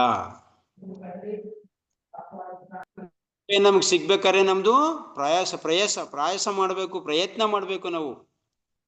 ಆ ಪ್ರಯತ್ನ ಇಲ್ಲ ಅಂತಂದ್ರೆ ಕೃಷ್ಣ ಕೃಪೆ ಕೊಡಲ್ಲ. ಕೃಪೆ ಸುಮ್ನೆ ಕೊಡಕ್ಕಾಗತ್ತಾ? ಸುಮ್ನೆ ಕೂತಿದ್ರು, ನಾವು ಕೈ ಕೊಟ್ಟು ಕೂತಿದ್ರು, ಓಕೆ ಅಪ್ಪ ನಾನು ಕೃಷ್ಣ ಭಕ್ತಿ ಮಾಡ್ತೀನಿ ಅಂತ ಅಕಸ್ಮಾತ್ ಸುಮ್ನೆ ಇದ್ರು ಕೂಡ ಕೃಷ್ಣ ಕೃಪೆ ಕೊಟ್ಕೊ ಹೋಗ್ತಾನ? ಇದು ಯಾವ ತರ ಕೃಪೆ ಆಗಿರುತ್ತೆ? ಇದು ಲೇಜಿ. ನಮ್ಮನ್ನ ಇನ್ನ ಮತ್ತೆ ತಿರ್ಗಾ ಕೃಪೆ ಸಿಗ್ತಾ ಇದೆ, ನಾನೇನು ಪ್ರಯಾಸ ಪಡ್ತಿರೋ ಕೃಪೆ ಸಿಗ್ತಾ ಇದೆ ಅಂತಂದ್ರೆ ನಾವು ಯಾವ ತರ ಭಗವಂತನ ನೋಡ್ತೀವಿ? ಆಲ್ಮೋಸ್ಟ್ ಇವಾಗ ನಾವು ಭಗವಂತನ ತಗೊಂಡಿರೋದು ಅದೇ ಲೆಕ್ಕದಲ್ಲಿ. ಕೃಪೆ ಸಿಗ್ತಾ ಇದೆ ಅಂತಂದ್ರೆ ಆ ಕೃಪೆನ ಪ್ರಯತ್ನ ಮಾಡ್ತಾ ಇರ್ಬೇಕು, ನಾವು ಕೃಪೆ ಕೊಡೋಕೆ ಪ್ರಯತ್ನ ಮಾಡ್ತಾ ಇರ್ಬೇಕು. ಆ ಪ್ರಯತ್ನ ನೋಡೇ ಕೃಷ್ಣ ಕೃಪೆ ಕೊಡೋದು, ನಮ್ಗೆ ಗುರು ಕೃಪೆ ಕೊಡೋದು. ಆ ಪ್ರಯತ್ನ ಇಲ್ಲ ಅಂತಂದ್ರೆ ನಮ್ಗೆ ಈ ಕೃಪಾಶಕ್ತಿ ಅನ್ನೋದು ಕೆಲಸ ಮಾಡಲ್ಲ. ಸೊ ಅಂದ್ರೆ ನಾವು ಈ ನಾಮ ಜಪ ಮಾಡ್ತಾ ಇದೀವಿ, ಇದೆಲ್ಲನೂ ತಿದ್ಕೊಳ್ಳೋಕ್ಕೆ ಪ್ರಯತ್ನ ಮಾಡ್ತಾ ಇರಬೇಕು. ತಿದ್ಕೊಳ್ಳೋಕ್ಕೆ ಪೂರ ನಮ್ದು ಶಕ್ತಿನ ಇದು ಮಾಡ್ತಾ ಇರಬೇಕು ಪ್ರತಿ ಕ್ಷಣದಲ್ಲೂ, ಪ್ರತಿ ಒಂದು ಇದ್ರಲ್ಲೂ ಕೂಡ ನಾವು. ಓಕೆ, ಇದೇ ತರ ನಾವು ಜಪ ಮಾಡ್ತಾ ಇದೀವಿ, ಆ ಕಾಲದಿಂದನೂ ಕೂಡ ಹಂಗೋ ತೂಗುಡಿಸ್ಕೊಂಡು ಹೆಂಗೋ 16 ರೌಂಡ್ ಮುಗಿಸ್ಬಿಟ್ಟು ನೇತಾಗ್ತಾ ಇದೀವಿ ಗೂಟಕ್ಕೆ, ಜಪಮಾಲೆನ ತಿರ್ಗಾ ಯಾವಾಗಲೂ ತಗೋತೀವಿ, ತಿರ್ಗಾ ಒಂದು 16 ರೌಂಡ್ ಹಂಗೋ ಹಿಂಗೋ ಮುಗಿಸ್ತೀವಿ, ನೇತಾಗಿ. ಇದೇ ಮಾಡ್ತಾ ಇದ್ರೆ ವರ್ಷಾನ್ಗಟ್ಲೆ ಕೃಪೆ ಕೊಡು ಅಂತಂದ್ರೆ ಎಲ್ಲಿಂದ ಕೊಡ್ತಾರೆ? ಇದು ಕೊಡಕ್ ತಾನೆ, ಓಕೆ, ಈಸ್ಕೊಳಕ್ ತಾನೆ ನಮ್ಗೆ ನಾಚಿಕೆ ಮಾನ ಮರ್ಯಾದೆ ಏನು ಇರಲ್ವಾ? ಸೊ ಅಂದ್ರೆ ಅರ್ಥ ಏನು? ಅಕಸ್ಮಾತ್ ಏನಾದ್ರು ನೀವು ಪ್ರಯತ್ನ ಮಾಡ್ತಾರೆ, ಓಕೆ ಪ್ರಯತ್ನ ಮಾಡ್ತಾ ಇದ್ದಾನಪ್ಪ ಇವನು, ಈ ತನ್ನ ಇದಕ್ಕೋಸ್ಕರ ಏನೋ ಪ್ರಗತಿ ಸಾಧಿಸೋಕ್ಕೋಸ್ಕರ ಪ್ರಯತ್ನ ಮಾಡ್ತಾ ಇದ್ದಾನೆ, ಬಟ್ ಪಾಪ ಅವನಿಗೆ ಟೈಮ್ ಇಲ್ಲ, ಆದ್ರೂ ಕೂಡ ಏನೋ ಒಂದು ಪ್ರಯತ್ನ ಮಾಡ್ತಾ ಇದ್ದಾನೆ, ಅವನಿಗಿರೋ ಒತ್ತಡದಲ್ಲಿ, ಪ್ರೆಷರಲ್ಲಿ, ಅವನಿಗಿರೋ ಸೌಕರ್ಯದಲ್ಲಿ ತುಂಬಾ ಕಡಿಮೆ ಇದೆ, ಆದ್ರೂ ಪ್ರಯತ್ನ ಮಾಡ್ತಾ ಇದ್ದಾನೆ ಅಂದಾಗ ಏನ್ ಮಾಡ್ತಾರೆ? ಅಂತ ಟೈಮಲ್ಲಿ ಕೃಪೆ ಕೊಡ್ತಾರೆ. ನಿಮ್ಗೆ ಎಲ್ಲಾ ಸೌಕರ್ಯನೂ ಇದ್ದು ಮಾಡ್ಲಿಲ್ಲ ಅಂತಂದಾಗ ಆ ಟೈಮಲ್ಲಿ ಕೃಪೆ ಕೊಡಕ್ಕೆ ಯಾರಿಗಾರ ಮನ್ಸಾಗತ್ತಾ? ಅದರಿಂದ ನಾವು ಪ್ರಯತ್ನ. ಅದೇ ಯಶೋಧ ಮಾತ ತಗೊಳ್ಳಿ, ದಾಮೋದರ ಲೀಲೆಯಲ್ಲಿ ಯಶೋಧ ಮಾತೆಗೆ ಕೃಷ್ಣ ಕೃಪೆ ಕೊಟ್ಟ ಯಾವಾಗ? ಯಶೋಧ ಪೂರ್ಣ ಪ್ರಮಾಣದಲ್ಲಿ ಅದರಲ್ಲಿ ಪ್ರಯತ್ನ ಮಾಡಿದಾಗ. ಲಾಸ್ಟ್ಗೆ ಕೃಪೆ ಕೊಟ್ಟಿದ್ದು ಕೃಷ್ಣ. ಅದು ಕೊಡಕ್ ಮುಂಚೆ ಯಶೋಧ ಮಾತೆ ಯಾವ ತರ ಪ್ರಯತ್ನ ಮಾಡಿದ್ರು? ಪೂರ್ಣ ಪ್ರಮಾಣದಲ್ಲಿ. ಅವ್ರದ್ದು ದೇಹದ ಆಯಾಸನ ಲೆಕ್ಕಿಸ್ತಿಲ್ಲ, ಅವ್ರದ್ದು ಯಾವುದೇ ಒಂದು ಸೌಕರ್ಯನ ಲೆಕ್ಕಿಸ್ತಿಲ್ಲ. ಇದೆಲ್ಲ ಮಾಡಾದ್ಮೇಲೆ ಕೃಷ್ಣ, ಓಕೆ ನೀನು ಪೂರ್ಣ ಪ್ರಯತ್ನ ಆಗ್ತಾ ಇದೆಯಾ, ಪೂರ್ಣ ಪ್ರಯತ್ನ ಮಾಡ್ತಾ ಇದೆಯಾ, ನಾನು ಇಡಕ್ಕೆ ತುಂಬಾ ಕಷ್ಟಪಡ್ತಾ ಇದೀಯಾ, ನಮ್ಮ ಅಮ್ಮ ಆಗಿದೆಯಾ ನೀನು, ನನಗೆ ಸಂಬಂಧ ಆಗಿದೆಯಾ. ಸೊ ಇದೆಲ್ಲ ನೋಡಿ ಕೃಷ್ಣ ಕೃಪೆ ಕೊಟ್ಟ. ಸೊ ಅಂದ್ರೆ ಅರ್ಥ ಏನು? ಪ್ರಯತ್ನ. ನಾವು ಪ್ರಯತ್ನ ಮಾಡಿದ್ರೆ ಕೃಪೆ ನಿರೀಕ್ಷೆ ಮಾಡೋದು ತುಂಬ ತುಂಬ ಕೆಳಗಿನ ಮಟ್ಟದ ಪರಿಸ್ಥಿತಿ ಅದು. ಕೃಪೆ ನಿರೀಕ್ಷೆ ಮಾಡೋಕೆ ಹೌದು, ಕೃಷ್ಣ ಕೃಪೆ ಕೊಡು, ಕೃಷ್ಣ ಕೃಪೆ ಕೊಡು, ಬರೀ ಕೃಪೆನೇ ಬೇಡ್ಕೊಂಡಿದ್ರೆ ಯಾವಾಗ್ಲೂ ಕೃಷ್ಣಿಗೆ ಏನಿಸುತ್ತೆ ನಮ್ಮ ನೋಡಿದ್ರೆ, ಇವನು ಬೆಳಿಗ್ಗೆ ಬರ್ತಾನೆ, ಕೈ ಮುಗಿತಾನೆ, ಕೃಪೆ ಕೊಡು ಅಂತಾನೆ. ಇವ್ ಜಪ ಅಂತೂ ಮಾಡಲಿಲ್ಲ ಸರಿಯಾಗಿ. ಓಕೆ, ಜಪ ಮಾಡಕ್ಕೆ ಬಂದರೂ ಕೂಡ ಕರೆಕ್ಟಾಗಿ ಇವನು ಸರಿಗೆ ಮಾಡಲ್ಲ, ನಾವು ಉಚ್ಚಾರಣೆ ಸರಿಗೆ ಮಾಡಲ್ಲ. ಸೊ ಇವನು ಹಂಗಾದ್ರೆ ಉಚ್ಚಾರಣೆ ಮಾಡೋದನ್ನು ಕೂಡ ಅವನೇ ಕೊಡ್ಬೇಕಾ? ಅರ್ಥ ಮಾಡ್ಕೊಳ್ಳೋ ಪರಿಸ್ಥಿತಿನೂ ಅವನೇ ಕೊಡ್ಬೇಕಾ? ನಾನು ಹಂಗ ಎಲ್ಲ ನಾವೇ ಕೊಟ್ಟು ಅವನೇ ಮಾಡಾದ್ಮೇಲೆ ನೀವೇನು ಮಾಡ್ತೀರಿ ಹೇಳಿ? ಕೃಪೆ ತಗೊಂಡು ಆರಾಮಾಗಿ ನಿದ್ದೆ ಮಾಡ್ಕೊಂಡು ಈ ಥರ ಮಾಡ್ಬೇಕಾಗತ್ತೆ ಅಷ್ಟೇ. ಅದರಿಂದ ನಾವು ಪ್ರಯತ್ನ ಮಾಡಬೇಕು, ಪ್ರಯಾಸ ಮಾಡಬೇಕು. ಎಷ್ಟು ಮಟ್ಟಿಗೆ ಪೂರ್ಣ, ಅದು ಎಷ್ಟು ಮಟ್ಟಿಗೆ? ಓಕೆ, ಪ್ರಯತ್ನ ಅಂದರೆ ಸ್ವಲ್ಪ ಗಿಲ್ಪ ಪ್ರಯತ್ನ ಅಲ್ಲ, ಪೂರ್ಣ ಪ್ರಮಾಣದಲ್ಲಿ ಪ್ರಯತ್ನ ಹಾಕ್ಬೇಕು ನಾವು. ಬೇರೆ ವಿಷಯದಲ್ಲಿ ಎಷ್ಟು ಪ್ರಯತ್ನ ಆಗ್ತೀವಿ ಹೇಳಿ? ಊಟಕ್ಕೆ ಕುತ್ಕೋತೀರ, ಎಷ್ಟು ನೀಟಾಗಿ, ಎಷ್ಟು ತಟ್ಟೆ ತೊಳ್ಕೊಂಡು, ಕೈ ತೊಳ್ಕೊಂಡು, ಬಾಯಿ ತೊಳ್ಕೊಂಡು, ಏನೇ ನೀಟಾಗಿ ಎಲ್ಲ ಅಡುಗೆ ಮಾಡಿಕೊಂಡು ಹೆಂಗೆ ಕುತ್ಕೋತೀವಪ್ಪ, ಎಲ್ಲ ಥರ ಪಲ್ಯಗಳು ಎಲ್ಲ ಥರ ಹಾಕ್ಕೊಂಡು ಕರೆಕ್ಟಾಗಿ ಕುತ್ಕೋತೀವಿ, ಒಂಚೂರು ಚೂರು ಗ್ಯಾಪ್ ಇಲ್ದಂಗೆ ತಿಂತೀವಿ. ಇಷ್ಟೆಲ್ಲ ಊಟದಲ್ಲಿ ಮಾಡ್ಬೇಕಾದ್ರೆ ಹರಿನಾಮದಲ್ಲಿ ಮಾತ್ರ ಯಾಕೆ ಅರ್ಧಂಬರ್ಧ? ಹರಿನಾಮದಲ್ಲಿ ಮಾತ್ರ ಯಾಕೆ ಪ್ರಯತ್ನ ಆ ಥರ ಕಡಿಮೆ? ಅದರಿಂದ ಪ್ರಯತ್ನ ಅನ್ನೋದು, ನಮ್ಮದು ಪ್ರಯತ್ನ ಅನ್ನೋದು ತುಂಬ ತುಂಬ ಕಠೋರ ನಿಷ್ಠೆಯಿಂದ ಇರಬೇಕು. ನಮ್ಮ ಪ್ರಯತ್ನ ನೋಡಿ ಕಲ್ಲು ಕೂಡ ಕರ್ಗೋಗ್ಬೇಕು. ಕೃಷ್ಣ ಎದ್ದು ಬಂದ್ಬಿಟ್ಟು, ಯಾರೋ ಈ ವ್ಯಕ್ತಿ, ಯಾರಪ್ಪ ಈ ವ್ಯಕ್ತಿ, ಇವನು ಇಷ್ಟೊಂದು ಅಂದ್ಬಿಟ್ಟು ಅವನೇ ಬಂದ್ಬಿಟ್ಟು ಕರ್ಗೋಗ್ಬಿಟ್ಟು ಕೃಪೆ ಕೊಡಬೇಕು. ಈ ಬಂದ ಇವನಿಗೆ ಕೊಡ್ಲಿಲ್ಲ ಅಂತಂದ್ರೆ ನನ್ನ ಬಿಡ್ಲಲ್ಲ ಇವನು ಅಂತ ನೋಡೋ ಭಾವನೆ ಬಂದ್ಬಿಡ್ಬೇಕು. ಸೊ ಅದೇ ಹನುಮಂತ ನೋಡಿ, ಹನುಮಂತಂಗೆ ರಾಮ ಹುಡ್ಕೊಂಡು ಹನುಮಂತನ ಹುಡ್ಕೊಂಡು ಬಂದ. ಯಾಕೆ? ಅವನ ನಿಷ್ಠೆ, ಅವನ ಪ್ರಯತ್ನ. ಹನುಮಂತಂಗೆ ಲಂಕೆ ಹಾರಬೇಕಾದ್ರೆ ಏನೆಲ್ಲ ಪ್ರಯತ್ನ ಮಾಡಿದೆ, ಎಷ್ಟೆಲ್ಲ ಕಷ್ಟ, ಎಷ್ಟೆಲ್ಲ ಶ್ರಮ ಹಾಕೊಂಡು, ಒಂದು ಚೂರು ರೆಸ್ಟ್ ತಗೊಂಡು ಹೋದ. ಸೊ ಇಂಥವನಿಗೆ ಕೃಷ್ಣ ಯಾರೋ ರಾಮ ಆಲಿಂಗನ ಮಾಡ್ಕೊಂಡಿದ್ದು. ಹನುಮಂತನ ಬಂದಿದೆ, ಸೀತನ ನೋಡಿದ ತಕ್ಷಣ, ಸೀತನ ನೋಡಿದೆ ಅಂತ ಹೇಳಿದ ತಕ್ಷಣ ಏನು ಮಾಡ್ದ ಹನುಮಂತ? ರಾಮ, ನನಗೆ ನಿನಗೆ ಕೊಡಕ್ಕೆ ಏನಿಲ್ಲ ಇವು, ನನಗೆ ಅಕಸ್ಮಾತ್ ಈ ಟೈಮಲ್ಲಿ ಏನೇ ಇದ್ರು ಕೊಟ್ಬಿಡ್ತಾ ಇದ್ದೆ, ನಂತರ ಏನಿಲ್ಲ, ಈ ಬಿಲ್ಲುವನ್ನ ಬಿಟ್ಟರು, ಲಕ್ಷ್ಮಣನ ಬಿಟ್ಟು. ಸೊ ಇದೊಂದೇ ಇರೋದು ಅಂದ್ಬಿಟ್ಟು ಹನುಮಂತನ ಆಲಿಂಗನ ಮಾಡ್ಕೋತಾನೆ. ಒಬ್ಬ ಭಕ್ತ ಆದವನಿಗೆ ಇದಕ್ಕಿನ್ನ ಏನು ಬೇಕು? ಸೊ ಇದು ಯಾವುದಕ್ಕಾಗಿದ್ದು? ಹನುಮಂತನ ಪ್ರಯತ್ನದಿಂದ, ಹನುಮಂತ ಮಾಡಿದಂಥ ಪ್ರಯತ್ನಕ್ಕೋಸ್ಕರ. ಅಯ್ಯೋ ಬಿಡು, ರಾಮ ಮಾಡ್ತಾನೆ, ನಾವೇನೋ ಮಾಡ್ತಾ ಇದ್ದೀವಿ ಅಂತ ಪ್ರಯತ್ನ ಕಡಿಮೆ ಹಾಕಿದ್ರೆ ಆಯ್ತಿತ್ತ? ಹನುಮಂತ 100 ಯೋಜನೆ ಹಾರಿ ಇದಕ್ಕೆ ಹೋಗಿ, ಲಂಕೆಗೆ ಹೋಗಿ ಸೀತಾ ನೋಡ್ಕೊಂಡು ಲಂಕೆ ಸುಟ್ಟಾಕಿ ಆಗ್ತಿದ್ದ. ಅದು ಪೂರ್ಣ ಪ್ರಯತ್ನ ಮಾಡಿದ್ವಿ ಅಂತ. ಸೊ ಅದರಿಂದ ನಾವು ಮಾಡಬೇಕು. ಅಕಸ್ಮಾತ್ ಮಾಡು ಕೂಡ ಇವೆಲ್ಲ ಹೆಚ್ಚು ಕಡಿಮೆ ಇದೆಯಾ, ಅದನ್ನ ಹರಿನಾಮ ನೋಡ್ಕೊಳುತ್ತೆ. ನಾವು ಪ್ರಯತ್ನ ಮಾಡು, ಈ 4 ಹೆಚ್ಚು ಕಡಿಮೆ ಆಯ್ತಾ ಇದ್ರೆ, ಅಲ್ಪ ಸ್ವಲ್ಪ ಹೆಚ್ಚು ನೋಡಿ, ಹರಿನಾಮ ಜಪ ಮಾಡ್ತಾ ಇದ್ದೀವಿ, ಪೂರ್ಣ ಪ್ರಮಾಣದಲ್ಲಿ ಎಲ್ಲ ಟೈಮಲ್ಲೂ ಉಚ್ಚಾರಣೆ ಕರೆಕ್ಟಾಗಿರುತ್ತೆ ಹೇಳೋಕ್ಕಾಗಲ್ಲ, ಮಾಡೋಕ್ಕಾಗೋದಿಲ್ಲ. ಇದನ್ನು ಅದನ್ನು ಪೂರ್ಣ ಪ್ರಮಾಣದ ಎಲ್ಲ ಟೈಮಲ್ಲೂ ಹರಿನಾಮನ ಕೇಳಿಸ್ಕೊಂಡು ಅನುಭವ ಮಾಡ್ತಾ ಇದ್ದೀವಿ. ಅದನ್ನು ಪೂರ್ಣ ಪ್ರಮಾಣದಲ್ಲಿ ಕೇಳಿಸ್ಕೊಂಡು ಜೀರ್ಣ ಆಗ್ತಾ ಇಲ್ಲ. ಏಕೆಂದರೆ ನಾವು ಹೇಳಿದ್ದೀವಿ ಇವಾಗ ಸ್ವಲ್ಪ ಮಟ್ಟಿಗೆ ದಿನ ಸ್ವಲ್ಪ ಮಟ್ಟಿಗೆ ಹೋಗಿ ಅಂತ, ಪೂರ್ಣ ಪ್ರಮಾಣದಲ್ಲಿ ಆಗೋದಿಲ್ಲ ಅದು. ಸೊ ಎಲ್ಲಿ ಈ ಥರ ಪ್ರಯತ್ನ ಹಾಕೂ ಕೂಡ ಕಡಿಮೆ ಬರುತ್ತೋ ಅಂಥ ಟೈಮಲ್ಲಿ ಹರಿನಾಮ ನೋಡ್ಕೊಳ್ಳುತ್ತೆ. ಚಿಂತೆ ಮಾಡಬೇಡಿ. ನೀವೇನು ಮಾಡಿದ್ರೆ ಪೂರ್ಣ ಪ್ರಮಾಣದಲ್ಲಿ ಹರಿನಾಮನೇ ನೋಡ್ಕೊಳ್ಳಿ ಅಂತಂದ್ರೆ ಕೆಲಸ. ಅದಕ್ಕೆ ನಾವು ಸ್ವಲ್ಪ ಯೋಚನೆ ಮಾಡಬೇಕಾಗಿರೋದು. ಆದ್ದರಿಂದ ಪ್ರಯತ್ನ ಮಾಡಬೇಕು, ಪ್ರಯಾಸ ಪಡಲೇಬೇಕು. ಅವಾಗ ಮಾತ್ರ ಕೃಷ್ಣ ನಮಗೆ ಕೃಪೆ ಕೊಡೋದು. ಈ ನೋಡಿ, ಇದು ನಮಗೆ ಕೃಪಾಶಕ್ತಿ ಹೆಂಗೆ ಕೆಲಸ ಮಾಡ್ತಾ ಇದೆ. ಭಾಗವತಮ್ ಒಂದು ಶ್ಲೋಕ ಬರುತ್ತೆ, ಇದನ್ನು ಹಿಂದೆನೂ ಆಲೇ ಹೇಳಿದ್ದೀವಿ. ಸೊ ಭಾಗವತಮಲ್ಲಿ ಒಂದು ಶ್ಲೋಕ ಬರುತ್ತೆ, 6ನೇ ಅಧ್ಯಾಯ 2ನೇ ಅಧ್ಯಾಯದಲ್ಲಿ ಒಂದು ಶ್ಲೋಕ ಬರುತ್ತೆ, ಯಾವ ರೀತಿ ನಮಗೆ ಕೃಪೆ ಬರ್ತಾ ಇದೆ ಅಂತ. ಹೆಂಗೆ ಮಾಡಿದ್ರೂ ಕೃಪೆ ಬರ್ತಾ ಇದೆ. ಅಕಸ್ಮಾತ್ ನೀವು ಹರಿನಾಮನ ಸಾಂಕೇತ ರೂಪದಲ್ಲಿ ಏನೋ ಒಂದು ಸಂಕೇತ ಮಾಡೋಕ್ಕೋಸ್ಕರ ಹರಿನಾಮ ಹೇಳಿ, ಪರವಾಗಿಲ್ಲ. ಪರಿಹಾಸ್ಯ ಮಾಡಿಕೊಂಡು, ಅಪಹಾಸ್ಯ ಮಾಡ್ಕೊಂಡು, ಪರಿಹಾಸ ಮಾಡ್ಕೊಂಡು ಹೇಳಿ, ಇಲ್ಲ ಅವಹೇಳನ ಮಾಡಿಕೊಂಡು ಹರಿನಾಮ ಹೇಳಿ. ಯಾವುದೇ ರೂಪದಲ್ಲಿ ನಾವು ಭಗವಂತ ನಾಮ ಹೇಳಿದ್ರು ಕೂಡ ಇದೆಲ್ಲ ನೋಡಿ, ಇದು ಹರಿನಾಮ ಸರಿ ಮಾಡ್ತಾ ಇರೋದು. ನಾವು ಈ ಥರ ಮಾಡ್ತಾ ಇದ್ರು ಕೂಡ ಹರಿನಾಮ ಇದನ್ನು ನಮಗೆ ಎಫೆಕ್ಟ್ ಮಾಡ್ತಾ ಇರೋದು, ಹರಿನಾಮದಲ್ಲಿ ಇರೋಂಥದ್ದು. ಅಂದರೆ ಹರಿನಾಮದಲ್ಲಿರೋಂಥ ಕೃಪಾಶಕ್ತಿ ಈ ಥರ ಮಾಡ್ತಾ ಇದ್ರು ಕೂಡ ಹರಿನಾಮ ಏನು ಮಾಡುತ್ತೆ, ನಮ್ಮದು ಪಾಪನ ಏನು ಮಾಡ್ತಾ ಇದೆ, ಪಾಪದಿಂದ ಮುಕ್ತಿ ಮಾಡ್ತಾ ಇದೆ. ಇಷ್ಟೊಂದೆಲ್ಲ ಮಾಡ್ತಾ ಇದೆ, ಎಲ್ಲ ತಪ್ಪಿ ರೀತಿ ಇದ್ರೂ ಕೂಡ ಇವು ಬೇಕು ಬೇಕು ಅಂತ ಹರಿನಾಮ ಮಾಡ್ತಾ ಇಲ್ಲ. ನಮ್ಗೆ ಏನೋ ಈ ಜೀವನದಿಂದ ಬಿಡುಗಡೆ ಮಾಡುವಂತ ಕೃಪೆಯಿಂದ ಕೇಳ್ಕೊಂಡು ಹರಿನಾಮ ನಮ್ಮ ಜಪ ಮಾಡ್ತಾ ಇಲ್ಲ, ನಿಷ್ಠೆಯಿಂದ ಮಾಡ್ತಾ ಇಲ್ಲ. ಇವೆಲ್ಲ ನಾಲ್ಕು ಬಿಟ್ಟು ಮತ್ತೆ ಇಷ್ಟು ಅದ್ರ ಮೇಲ್ ಕೂಡ ಅವಮಾನ ಮಾಡ್ಕೊಂಡು ಒಂದು ಸಾಂಕೇತ ರೂಪದಲ್ಲಿ ಇದು ಮಾಡ್ತಾ ಇದೀವಿ, ಏನೋ ಒಂದು ಗುರುತು ಮಾಡೋಕ್ಕೋಸ್ಕರ. ಅಪಮಾನ ಮಾಡ್ಕೊಂಡ್ರೆ ಪರಿಹಾಸ ಮಾಡ್ಕೊಂಡು ಹೇಳ್ತಾ ಇದೀವಿ, ಅವಹೇಳನ ಮಾಡ್ಕೊಂಡು ಹೇಳ್ತೀವಿ. ಹಿಂಗಿದ್ರೂ ಕೂಡ ಹರಿನಾಮ ಏನ್ ಮಾಡ್ತಾ ಇದೆ ನಮ್ಗೆ? ಈ ಕೃಪಾಸಕ್ತಿ ಅನ್ನೋದೇನು ಇದೇ ಕೃಪಾಸಕ್ತಿ ಇಲ್ಲಿ ಮುಖ್ಯವಾಗಿದಿಲ್ಲ. ಈ ಕೃಪಾಸಕ್ತಿ ನಮ್ಮನ್ನ ಮುಕ್ತನನ್ನಾಗಿ ಮಾಡ್ತಾ ಇದೆ ಈ ಭೌತಿಕ ಪ್ರಪಂಚದಿಂದ. ಅಷ್ಟು ಪವರ್ಫುಲ್ ಆಗಿದೆ ಹರಿನಾಮ. ಹರಿನಾಮದಲ್ಲಿ ಯಾವ ಸಂಶಯನೇ ಇಲ್ಲ. ಅದು ಇಟ್ಸೆಲ್ಫ್, ಅದು ಸ್ವಯಂ ಅದು ಶಕ್ತಿವಂತ ಆಗಿರೋದು. ಬೇಕಾದ್ರೆ ಸ್ವಲ್ಪ ಮೋಸ ಮಾಡ್ತಾನೆ ಕೃಷ್ಣ, ಬೇಕಾದ್ರೆ ಮೋಸ ಮಾಡ್ತಾನೆ ಅನ್ಬಿಡೋಣ, ಬೇಕಾದ್ರೆ ಹರಿನಾಮ ಮೋಸ ಮಾಡೋಕ್ಕಾಗಲ್ಲ. ಅವನ ನಾಮ ನಮ್ಮನ್ನೇ ಮೋಸ ಮಾಡೋಕ್ಕಾಗಲ್ಲ. ಸೊ ಅದರಿಂದ ನೋಡಿ, ಪೂತನ ಅಕೆಲಿ ಕೃಷ್ಣನಿಗೆ ವಿಷ ಕೊಟ್ಟು, ಹೌದಾ? ಕೃಷ್ಣನಿಗೆ ಏನು ಕೊಟ್ಟಿದ್ದು ಬಂದಿದ್ದು? ವಿಷ. ಕೃಷ್ಣಂದು ಆ ಕರುಣೆ ಯಾವ ಥರ ಇದೆ, ಕೃಷ್ಣ ನಾಮದ ಕರುಣೆ ಯಾವ ಥರ ಇದೆ, ಕೃಷ್ಣ ಅವಳಿಗೆ ತಾಯಿ ಸ್ಥಾನನೇ ಕೊಟ್ಬಿಟ್ಟ. ಅಷ್ಟೊಂದು ಕೃಪೆ ಇದೆ. ಅಕಸ್ಮಾತ್ ಪೂತನ ಓಕೆ ಆಯ್ತು, ಪೂತನ ಬಂದು ವಿಷ ಕೊಟ್ಲು, ಇನ್ನು ನಾವು ದಿನ ವಿಷ ಕೊಟ್ರೆ ಆಯ್ತದೆ ಬಿಡು, ಕೃಪೆ ಕೊಡ್ತಾ ಇರುತ್ತೆ, ಹಿಂಗೆ ಅನ್ಕೊಂಡ್ರೆ? ಪೂತನನೇ ಬಂದ್ಬಿಟ್ಟು ವಿಷ ಕೊಟ್ಟಿದ್ದಕ್ಕೆ ಕೃಷ್ಣ ಕರುಣೆ ಕೊಟ್ಬಿಟ್ಟ, ಕರೆಕ್ಟು. ಇನ್ನು ನಾವು ಇದೇ ಥರನೇ ಕೊಟ್ಕೊಂಡು ಹೋಗೋಣ ಬಿಡು ಕೃಷ್ಣನಿಗೆ, ಏನು ಬೇಕಾದ್ರೆ ಕೊಡೋಣ, ಏನು ಬೇಕಾದ್ರೆ ಕೊಡೋಣ. ಕೃಷ್ಣ ಅಲ್ವಾ ಜೀರ್ಣ ಮಾಡ್ಕೊತಾನೆ. ಈಗ ನಮ್ಮ ಭಾವನೆ ಹಂಗೆ ಇರೋದು,